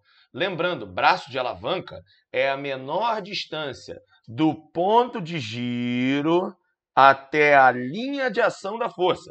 Cadê a linha de ação da força-peso, professor? A linha de ação da força-peso, pessoal, passa aqui, ó. Essa daqui é a linha de ação da força-peso, ó. Pá, pá, pá, pá. Beleza, professor? Qual é a menor distância aí da linha de ação da força-peso até o ponto de giro? Seria justamente essa distância aqui, né, pessoal? Ó, do ponto de giro até a linha de ação da força. A menor distância seria essa. Vou até destacar um triangulinho ali para você, velho. Ó, eu vou ter aqui um pedaço da barra, vou ter aqui o braço de alavanca do peso, ó, e vou ter aqui essa distância aqui, que eu não faço ideia quanto é que é. Tudo bem? Mas você está vendo que isso aqui forma um triângulo retângulo, né? No caso, pessoal, eu me refiro a esse triângulo aqui, ó. Esse aqui, com isso aqui, ó, com isso aqui. Tudo isso para encontrar o quê, professor? O braço de alavanca da força-peso. Tá legal? Vamos lá nessa, então? Encontrar o braço de alavanca? Porque momento é força vezes o braço de alavanca, né, professor? Exatamente, pessoal. Força vezes o braço de alavanca. Eu preciso, então, encontrar o braço de alavanca dessa força. Bem, eu sei que esse pedaço aqui, pessoal, ele vale 2 metros, porque a barra inteira, ela vale 4. E o peso, ele está no centro geométrico aqui, está no centro de gravidade, certo? Então, se tudo isso aqui vale 4 e o peso está aqui no meio, isso aqui vale 2. Então, isso aqui, ó, vale 2 metros. O braço de alavanca do peso é esse pedaço aqui, né? Que eu desenhei bem aqui, ó. É esse pedaço aqui. E aqui é onde nós temos o nosso ângulo θ. Tudo bem, pessoal? A gente sabe que o θ é 45. Eu tenho ali um cateto adjacente e uma hipotenusa. Então, eu vou fazer aqui que o cosseno de 45, né, pessoal? Raiz de 2 sobre 2. Raiz de 2 sobre 2 tem que ser igual ao cateto adjacente, que é o braço de alavanca do peso, dividido pela hipotenusa, que vale 3. Então, o braço de alavanca do peso, pessoal, vai ser ó, 3 raiz de 2 sobre 2. Concorda comigo? 3 não, né? Vale 2 aqui, né? Tô panguando aqui, velho. Sobre 2. Então, não tem nada disso aqui, ó. Corta 2 com 2. Então, o braço de alavanca do peso é raiz de 2 metros. Tá legal, pessoal? Então, descobrimos aqui o braço de alavanca do peso. Certo? Então, vou colocar aqui, ó, raiz de 2, menor distância da linha de ação dessa força até o ponto de giro. Agora vai entrar quem aqui? Fel. Quem é Fel? É K, que a gente quer saber, vezes o X. Só que o X, a questão dá pra gente, ó. O X, ele fala que para ficar em equilíbrio tem que ser 0,2. Então, coloca aí, velho, ó, 0,2. Vezes o braço de alavanca, né? Força vezes o braço de alavanca. Qual o braço de alavanca da Fel? Linha de ação da Fel. A linha de ação da Fel está aqui, ó. Menor distância até o ponto de giro, Igão. A menor distância da linha de ação da força até o ponto de giro seria justamente essa distância aqui, né? A menor distância da linha de ação da força, ó, braço de alavanca da Fel. Menor distância da linha de ação da força até o ponto de giro é aquela ali. De novo, vou separar um triangulinho para você, velho. Ó, eu tenho aqui o braço de alavanca da Fel. Eu tenho aqui uma parte que é a parte ali da barra. E tem essa distância aqui que eu não faço nem ideia de quanto é que vale isso. Tudo bem? Então aqui a ideia é a seguinte, pessoal. Quanto é que vale esse pedaço aqui, né, Igor? Esse pedaço aqui. Pessoal, do ponto C até aqui o ponto mais alto, a questão fala que vale 1 metro. Se a barra inteira vale 3, esse pedaço aqui, ó, ele vale 3 metros. Então, isso aqui vale 3 metros. Tudo bem, pessoal? Esse ângulo aqui, ó, ele é θ. Então, eu vou falar que o ângulo θ também aparece aqui, ó. Isso aqui também é θ. Ou seja, aqui θ, né, pessoal? Isso, pô, aqui é θ, ó. Certo, pessoal? No caso aqui, você tem que enxergar duas paralelas cortadas por uma transversal. É, fiz geometria. Vamos que vamos? Show de bola, professor. Alternos e internos ali, né? Isso, tá voando, hein? Tá voando, hein?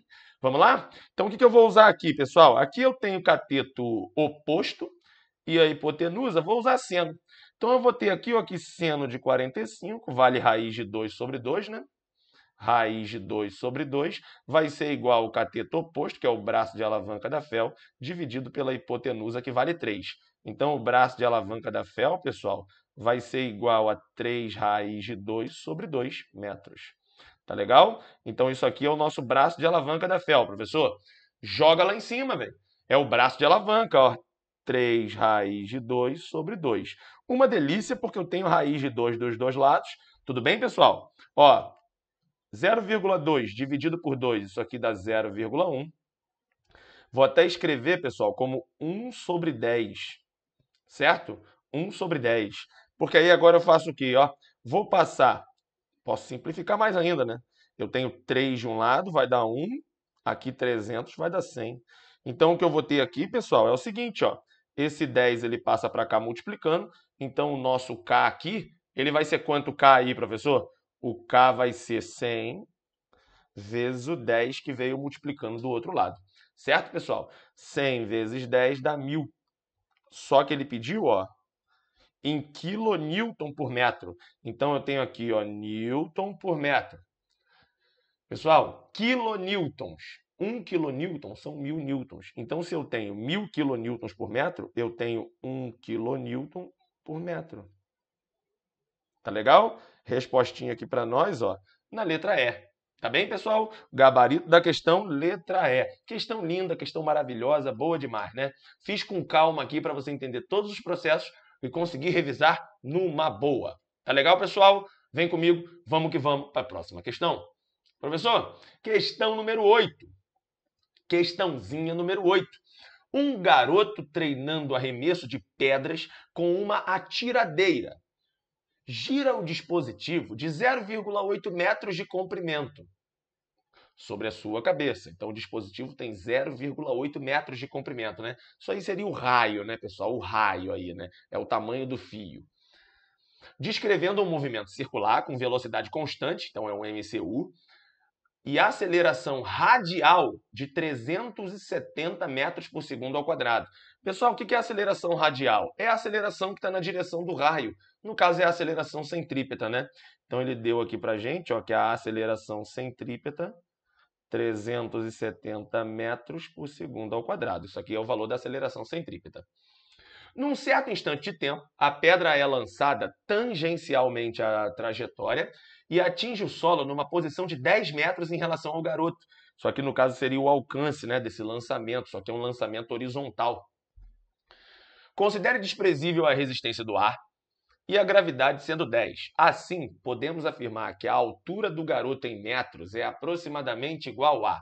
Bem, pessoal, o que a gente tem que entender aqui, cara? Ele me deu o raio desse movimento, né, que é o tamanho aí do fio, 0,8 metros. Tudo bem, professor? 0,8 metros. Aqui estou ligado. E aí, a gente pode pensar no seguinte, meu querido e minha querida.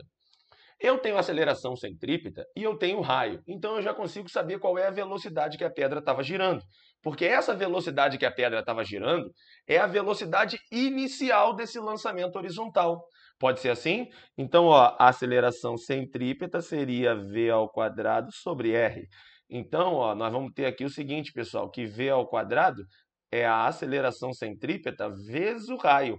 Então, quem é v quadrado, Igor? A aceleração centrípeta 370 e o raio 0,8.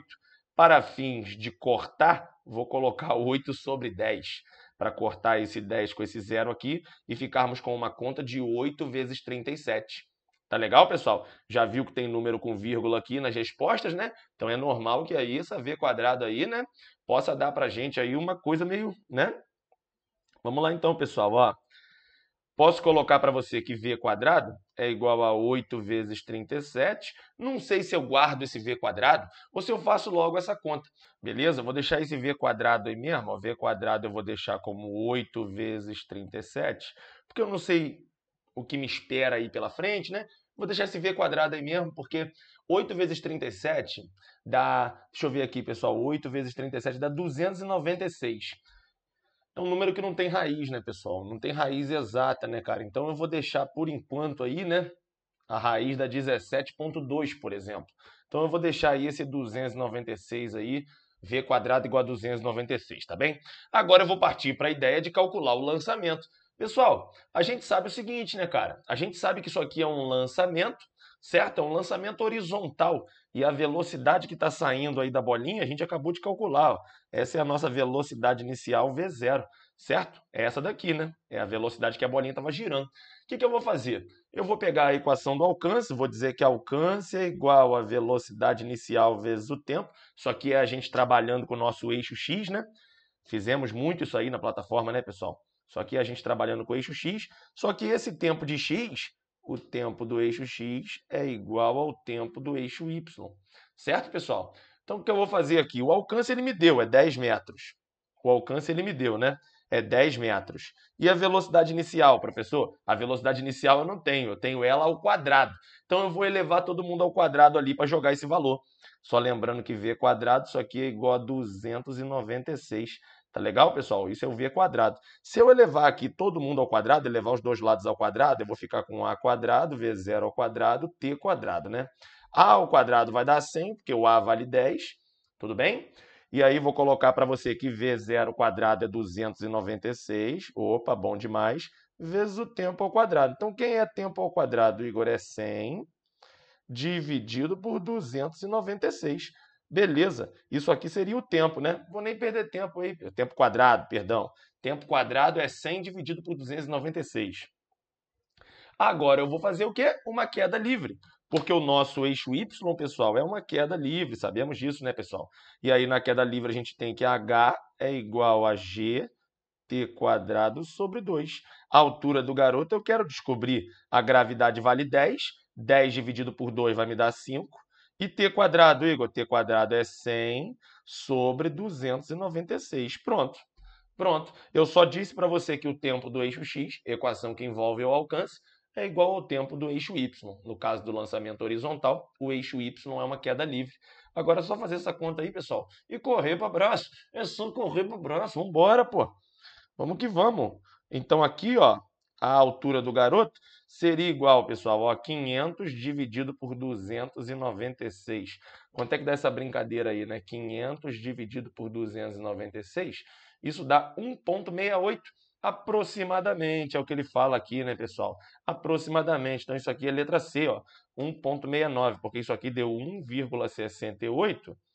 1,689, caramba, metros, ou seja, aproximadamente 1,69 m de altura. Tá legal, pessoal? Questão bacana, né, cara? Envolve movimento circular, envolve lançamento aí. Questão muito boa. Belezinha? Bora para a questão 9, vem comigo. Observe a figura abaixo. Um feixe de partículas carregadas negativamente, isso é muito importante, negativamente, e com diferentes velocidades, penetra em uma região com dois campos perpendiculares entre si. Um campo elétrico de módulo E igual a 10 volts por metro e um campo magnético de módulo B igual a 5 vezes 10 a menos 2 Tesla, uniformes e constantes, com direções e sentidos indicados na figura.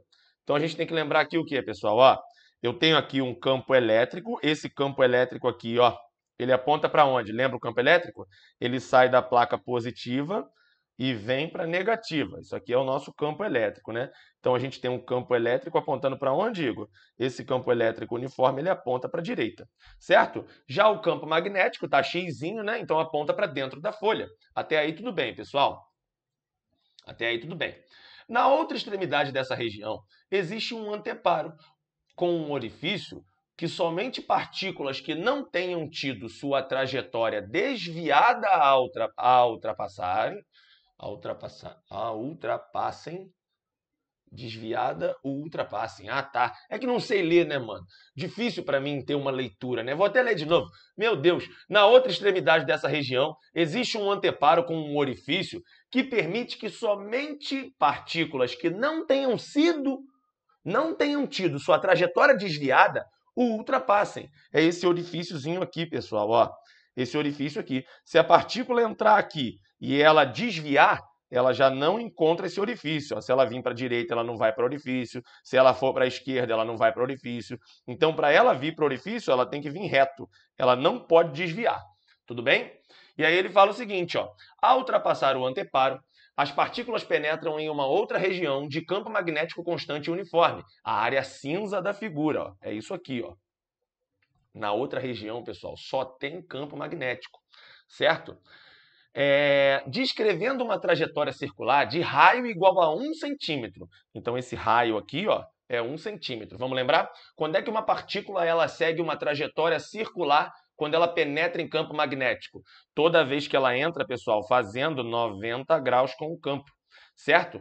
Toda vez que ela entra fazendo 90 graus com o campo magnético, ela segue uma trajetória circular, tá bem? Aí ele fala o seguinte, ó. Usando o eixo das coordenadas da figura, calcule o módulo e o sentido do vetor do campo magnético ao longo do eixo Z, na região de área cinza, considerando o módulo da carga de cada partícula igual a 1,6 vezes 10 a menos 19, né, pessoal? Então, isso aí é o módulo da carga de cada partícula, né? É um elétron que está entrando aí, né, pessoal? Porque tem carga positiva? Não, tem carga negativa. Ó. Ele fala que as partículas estão carregadas com carga negativa. E aqui ele dá o valor da carga, certo? O módulo da carga, né? E a massa de cada partícula, 1,6 vezes 10 a menos 31. Aí assinale a opção correta. Como vou fazer uma questão dessa, professor? Já estou pensando em chutar a letra B. Pessoal, aqui, a ideia primordial aqui, pessoal, que você precisa ter é o seguinte. Como é que eu vou descobrir o valor do campo magnético que eu tenho aqui, né, velho? Como é que eu vou descobrir? E ele quer saber qual é o campo magnético, o sentido e a direção no eixo Z. Ou seja, eu tenho o eixo Z, ó, não sei se você está vendo, bolinha. O que significa? Significa que o eixo Z ele cresce para fora da folha, certo? Então, se o campo magnético naquela área cinza ele apontar saindo da folha, você vai dizer que esse campo magnético ele está indo no sentido positivo do eixo Z. Agora, se o campo magnético naquela área cinza estiver apontando para dentro da folha, você tem que dizer que ela está indo no sentido negativo. Bem, pessoal, a primeira coisa que a gente tem que fazer aqui, então, é observar o desvio, lembrar que a partícula ela é negativa e colocar a regra da mão direita aí, velho. Lembra da regra da mão direita? Ó, ponta dos dedos no sentido do campo, polegar no sentido da velocidade. E aí você dá o tapa. O tapa positivo é com a parte interna da mão direita. O tapa negativo é com a parte de fora. Vamos testar, pessoal? A carga é negativa, não é?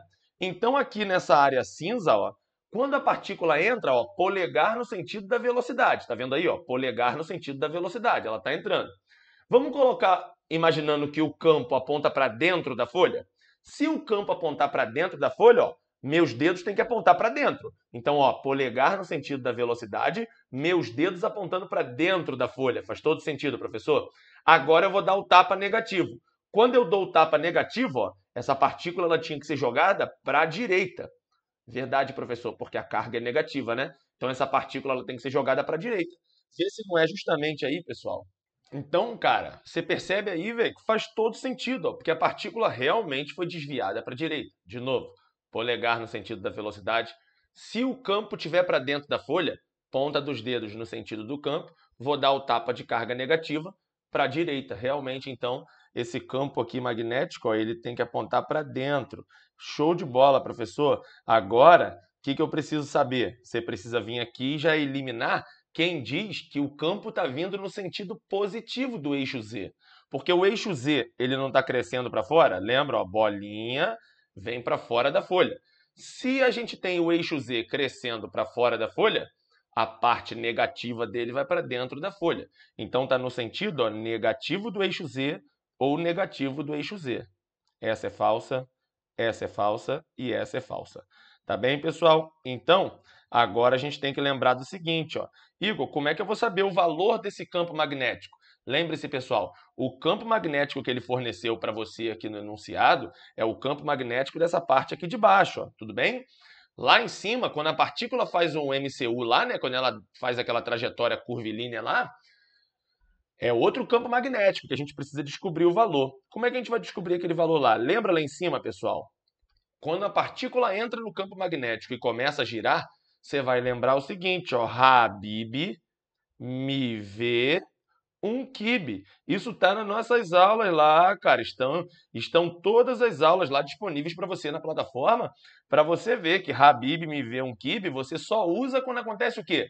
quando acontece da partícula entrar em campo magnético e girar. Esse raio aqui, ele fala para a gente, pessoal, que é 1 centímetro. 1 centímetro, mais conhecido como 1 vezes 10 elevado a menos 2 metros. Massa da partícula. A massa da partícula, 1,6 vezes 10 elevado a menos 31. 1,6 vezes 10 elevado a menos 31 quilograma, já está no sistema internacional. Essa velocidade que a partícula entra ali, eu não tenho. Então, eu vou chamar de V. Tudo bem, pessoal? Dividido pela carga elétrica da partícula, que o módulo é 1,6 vezes 10 elevado a menos 19. E o campo é o que eu quero achar, né? Eu quero achar o valor daquele campo magnético ali. Caramba, professor, já consegui enxergar que eu consigo simplificar 1,6 com 1,6. Certo? 10 a menos 31 dividido por 10 a menos 19, isso é mole, pessoal, porque dividido vai ser... quando você tem potências de mesma base, você não subtrai expoentes quando você está na divisão? Então vai ser... Ou você joga para cima mudando o sinal, né? Isso aqui vai ficar 10 elevado a 19. Pronto, agora você soma. Certo, pessoal? Só jogar para cima trocando o sinal. Certo? E aí eu vou jogar agora, pessoal, ó, 10 a menos 31. 10 a 19, deixa eu ver aqui, sobrou 12, né?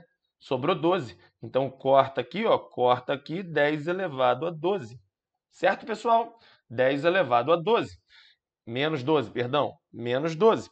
Então, eu vou ter aqui, ó, para poder dar uma melhorada aí no visual, ó, 10 elevado a menos 2, né? B, passei esse B para cá já multiplicando, B. Isso é igual a 10 a menos 12V. Tudo bem, pessoal? O resto cortou tudo, ó. 10 elevado a menos 12, V. Caraca, professor.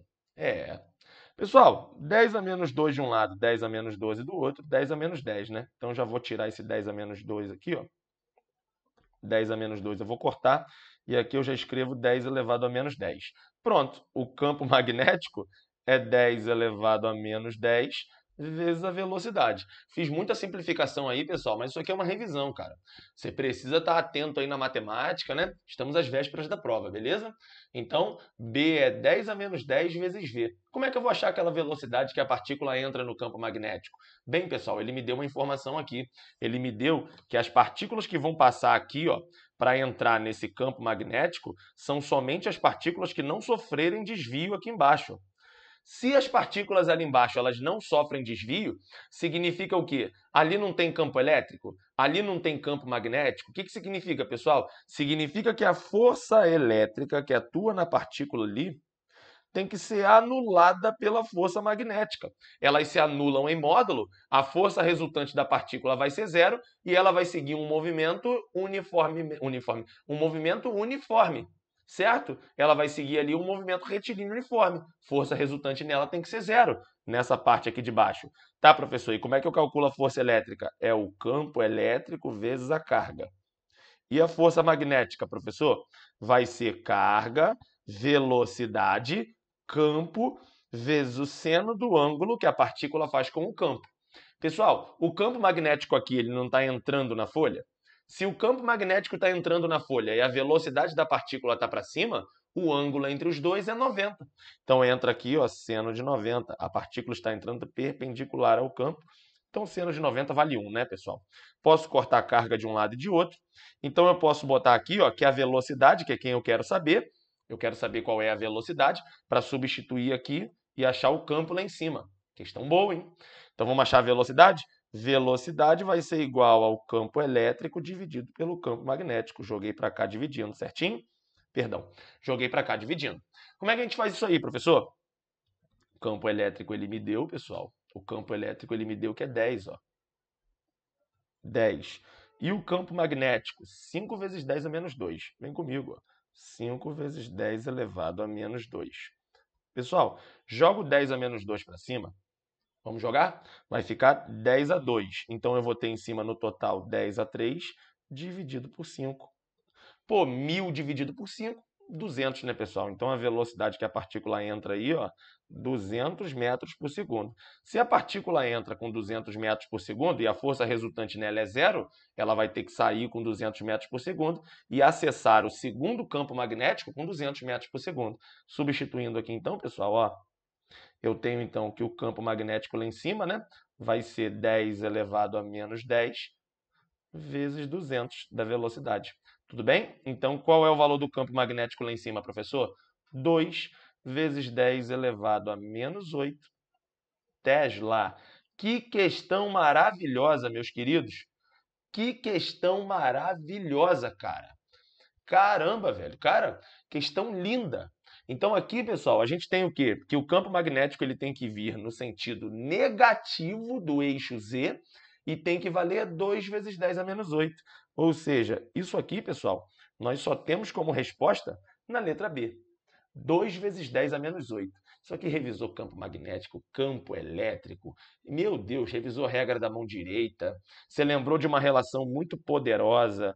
Isso aqui só acontece, pessoal, quando a partícula entra no campo magnético fazendo 90 graus. Quando a partícula entra perpendicular ao campo. Perpendicular ao campo. Certo? Isso aqui só acontece nessa condição.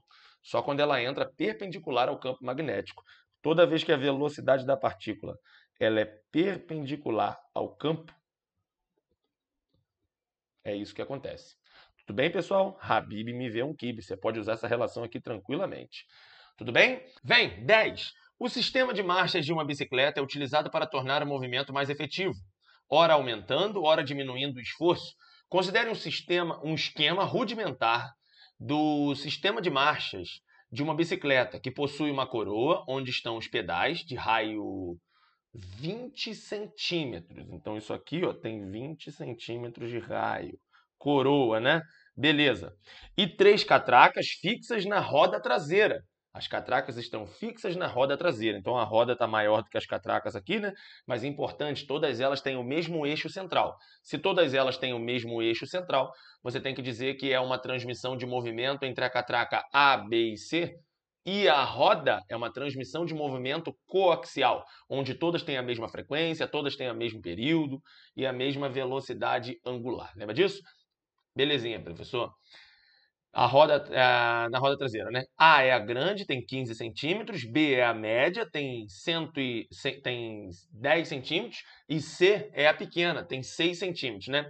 Inicialmente, a corrente está engatada na catraca B, ou seja, na média, e a bicicleta move-se com uma velocidade escalar constante. Considerando o exposto, avalie as seguintes afirmações. 1. Se a frequência de pedaladas for de 120 RPM e o engate for na catraca B, a frequência de rotação da roda traseira será de 240 RPM. Bem, pessoal, para você encontrar a frequência com que a roda está girando, basta você encontrar a frequência com que a catraca B está girando, porque a roda está aqui ó, e tem todo mundo o mesmo eixo central, é a mesma frequência.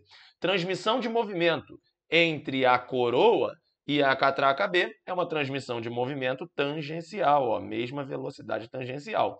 Vamos fazer essa transmissão de movimento? Vou chamar a coroa de x, tá, pessoal? Então, ó, eu posso dizer que a velocidade de um é igual à velocidade do outro. Velocidade não é 2π RF? Então, o 2π de um lado corta com 2π do outro. Você fica com uma relação poderosa, que é raio de uma, frequência dela, é igual ao raio da outra, no caso da catraca B, né? Frequência dela. Certo, pessoal? Rx, Fx igual a RB, FB. Beleza, pessoal? Qual é o raio de x? Vou botar em centímetro mesmo, porque vai cortar centímetro de um lado com centímetro do outro. No final, o que vale é a proporção. Frequência daqui da x, né? Frequência da coroa. Ele fala que é 120 RPM. Mesma coisa, pessoal, não vou passar para Hertz, não, vou deixar em RPM mesmo por enquanto. 120 RPM, vai cortar o RPM de um lado com o RPM do outro. Raio da média é 10 vezes a frequência B, pessoal. Vezes aí, ó, a frequência B. Corta esse 10 com esse 0 aqui, então a frequência da B, ó, 2 vezes 12 dá 24, com um 0, RPM. 240 RPM é a frequência da catraca B, logo também será a frequência da roda, porque tem o mesmo eixo central. Beleza, pessoal? Então você tem aqui que a 1 ela está correta, né? A roda realmente terá uma frequência de 240. Beleza, professor? Vamos para 2. Ao mudar a corrente da catraca B para a catraca A, então eu tiro a corrente da catraca B e jogo lá na catraca A, que é uma catraca maior. Beleza. Mantendo a frequência das pedaladas igual a 120, a velocidade escalar da bicicleta irá aumentar.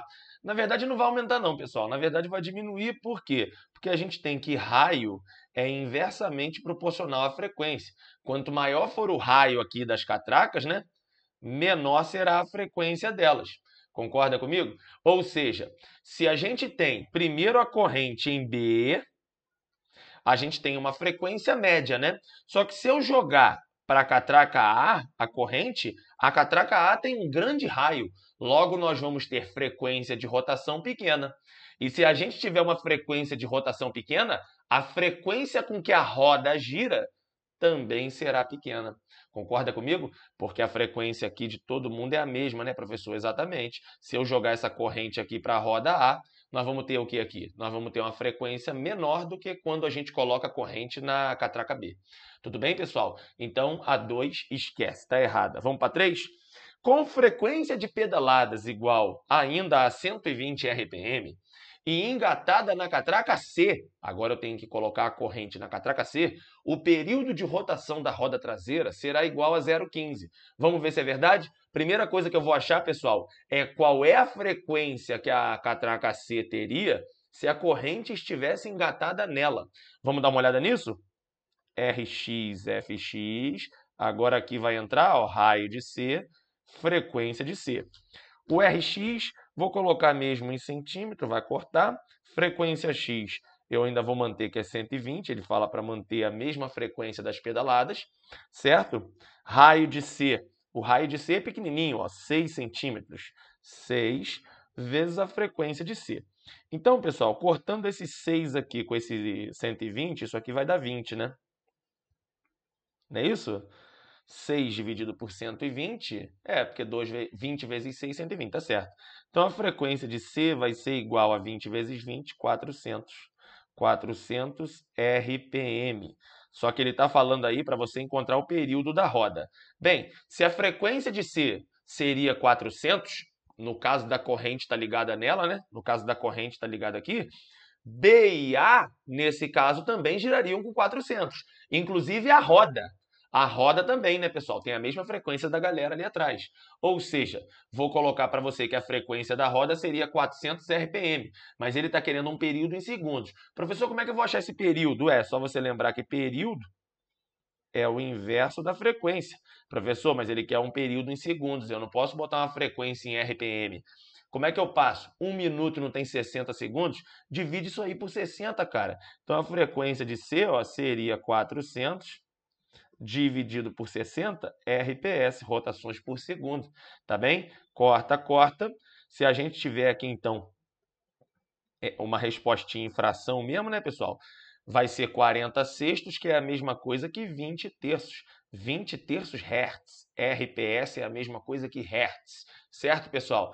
20 terços é a frequência de C, que seria a frequência de B, que seria a frequência de A, inclusive também seria a frequência da roda. Então, aqui a gente vai ter 1 dividido por 20 terços, que seria a mesma coisa, ó, repete a primeira, inverte a segunda, 3 dividido por 20. 3 dividido por 20, pessoal, é a mesma coisa que 0,15. Então, realmente, o período da roda seria 0,15.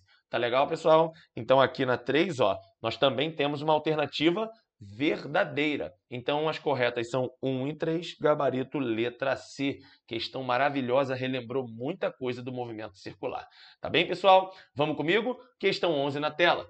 Foram apresentados a um aluno de física os seguintes gráficos representativos de movimentos retilíneos. Ao analisar os gráficos, o aluno percebeu que podem representar um mesmo movimento os gráficos. Bem, pessoal, ele dá aqui para você ó, alguns gráficos e quer que você tenha os gráficos representando o mesmo movimento.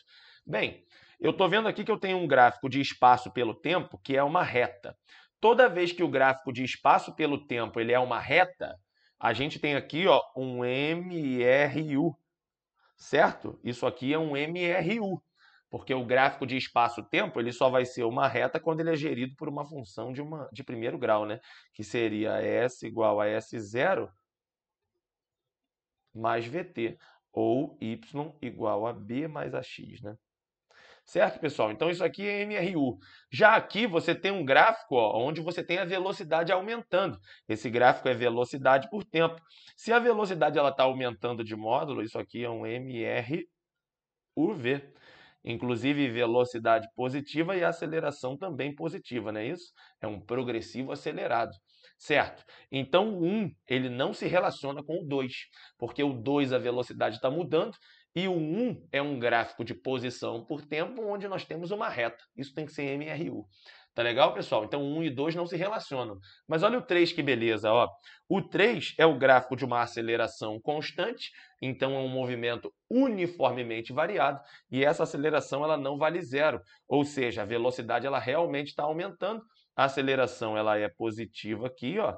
Então aqui você também tem um gráfico de MRUV, certo, pessoal? Então os gráficos que se relacionam aqui, ó, 2 e 3, são os gráficos que se relacionam, certo, pessoal? Então, cara, uma questão aí bem tranquila, é aquele tipo de questão que a gente não pode perder na hora da prova, ok? Vem comigo. Então nós temos aqui como resposta, ó, 2 e 3 apenas, letra C. Tá legal, pessoal? Vamos comigo? Questão número 12. 12 e última. 12 e última. Vem comigo. 12. E gravitação, né? Não pode faltar, né, pessoal? Dois satélites artificiais, 1 e 2, cuja relação das massas, ó, M1 dividido por M2 é 2. Se M1 sobre M2 é 2, pessoal, podemos anotar aqui no cantinho, ó. Podemos anotar aqui no cantinho que M1 ele é o dobro de M2, né? A massa do satélite 1 é o dobro da massa do satélite 2. Então eu vou chamar o M1, eu vou chamar de M. Não, eu vou chamar M1 de 2M e vou chamar o M2 de M. Assim, a gente tem uma relação ó, que M1 sobre M2 seria o quê? Seria 2M sobre M, que é igual a 2. Tá legal, pessoal? Então, mantive a relação, só que eu chamei o M2 de M. Então, o M1 é quem? 2M. Só para a gente não ficar trabalhando com M1 e M2. E aí ele fala que esses caras estão em órbitas circulares ao redor de um planeta e têm seus períodos de translação relacionados por... Então aqui o período, olha o período, ó. Você tem que o período 2, vou colocar ali como dado também de roxinho, tá? Você tem que o período 2, ele é igual a quê? Ele é igual a período 1 vezes 2 raiz de 2. Tá bem, pessoal? Porque T2 sobre T1 não é igual a T2 sobre T1 não é 2 raiz de 2? Então, temos aí que período 1 vezes 2 raiz de 2 é igual ao período 2. E aí ele quer que você calcule a relação entre as energias cinéticas desses caras, desses dois satélites. Lembrando que eles estão orbitando, pessoal, o mesmo planeta. Um desenho rápido aqui, ó. Vamos supor que esse planeta seja a Terra. Vou colocar aqui, ó, água lá, ó. Praia, aí, ó, Copacabana, Maceió, ó, um monte de praia aqui. Aí, ó, planeta Terra. Deixa eu colocar uma vegetação aqui também, ó, Amazônia, olha lá, ó. Aqui a Floresta da Tijuca, pronto, Mato Grosso do Sul, beleza. Tá tudo aí, velho. E aí a gente tem dois satélites aqui, né, pessoal? Eu não sei qual que tem o raio maior, o raio menor, mas a gente tem dois satélites aí orbitando, certo, pessoal? E ele dá uma relação entre os períodos, lembrando que eles estão orbitando o mesmo corpo central, certo, pessoal? O que eu vou fazer aqui? Eu vou usar a terceira lei de Kepler. Quando a gente tem corpos fazendo órbita no mesmo corpo central, eu posso colocar que o período ao quadrado dividido por raio ao cubo é constante, não é assim? Período ao quadrado dividido pelo raio ao cubo é constante. Então não faltou a aula de gravitação não, né, meu querido? Faltou não, né? Belezinha, pessoal? Então temos aqui, ó, período ao quadrado dividido pelo raio ao cubo constante. O que eu vou fazer aqui então, pessoal? Vou dizer que o período ao quadrado do satélite 1 dividido pelo raio da órbita do satélite 1 ao cubo tem que ser igual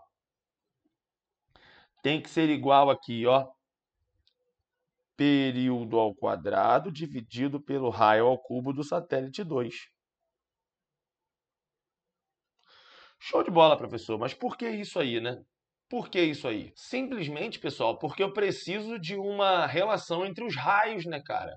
Porque quando você montar, olha onde a gente está enxergando. Ele não quer energia cinética 1 dividido pela energia cinética 2. Energia cinética do satélite 1 dividido pela energia cinética do satélite 2. Como é que ficaria isso aqui, meu querido?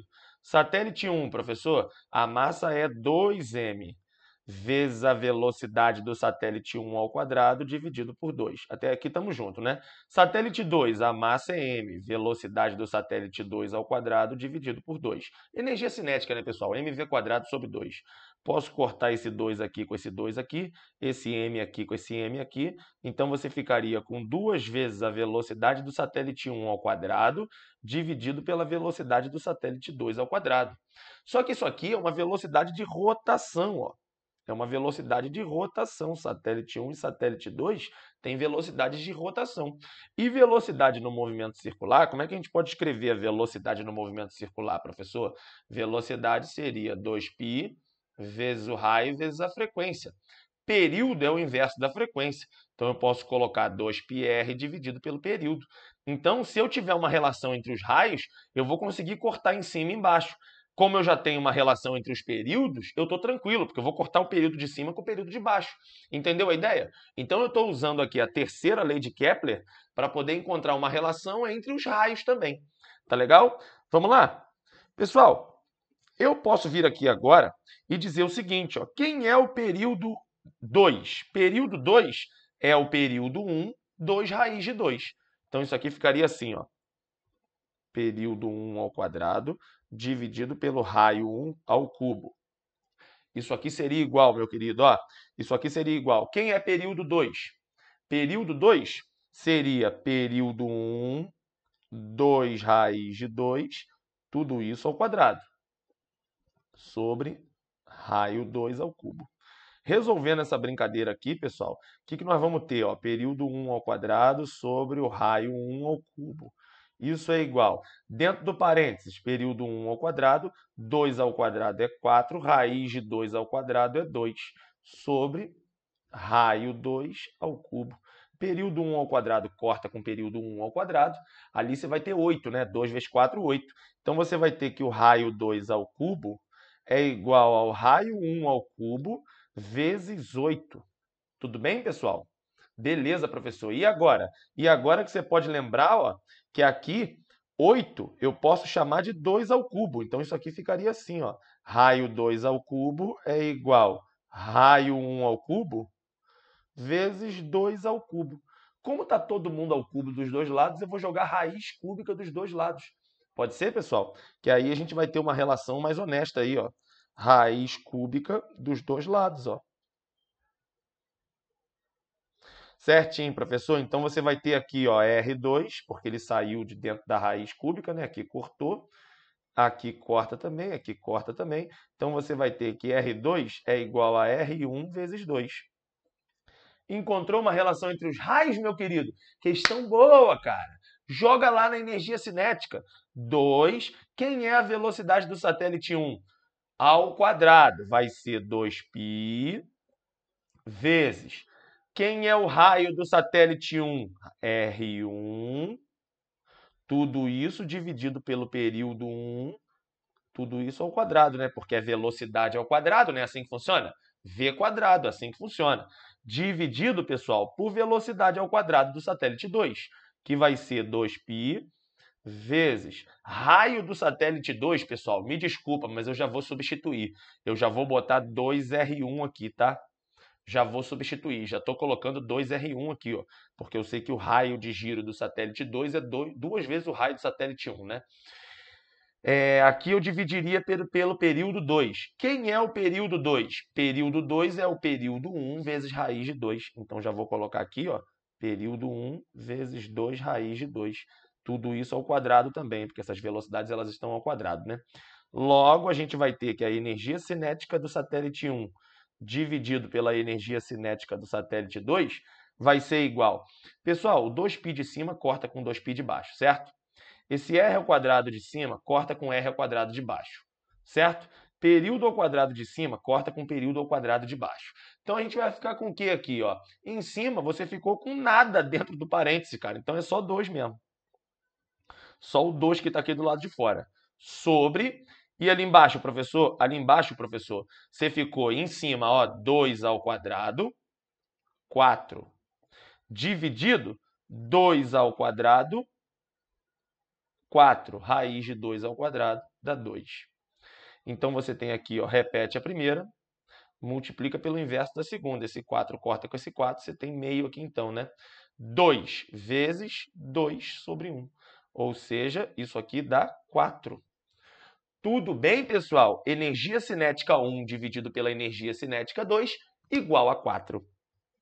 Letra C. Cara, que questão maravilhosa, cara. Que questão maravilhosa. Bem, pessoal, isso aí é tudo, né, cara? 12 questões maravigold aí, lindas. Espero que, cara, quando você tenha visto essa revisão aí, tenha relembrado várias coisas que tinham ficado esquecidas aí ao longo do tempo. Beleza, pessoal? E é isso, cara. Desejo a você uma ótima prova. Coloque em prática tudo aquilo que tu estudou, sem nervosismo, não tem motivo para isso. Tá, pessoal? Estarei torcendo por você e arrebenta, cara. Não tem desenrolo. Pega a prova, ó, é um socão nela e fala: quem manda aqui sou eu. Eu vou arrebentar nessa prova. É 12 de 12. Valeu, galera. Grande beijo, ó. Fica com Deus e até a próxima. Tchau, tchau.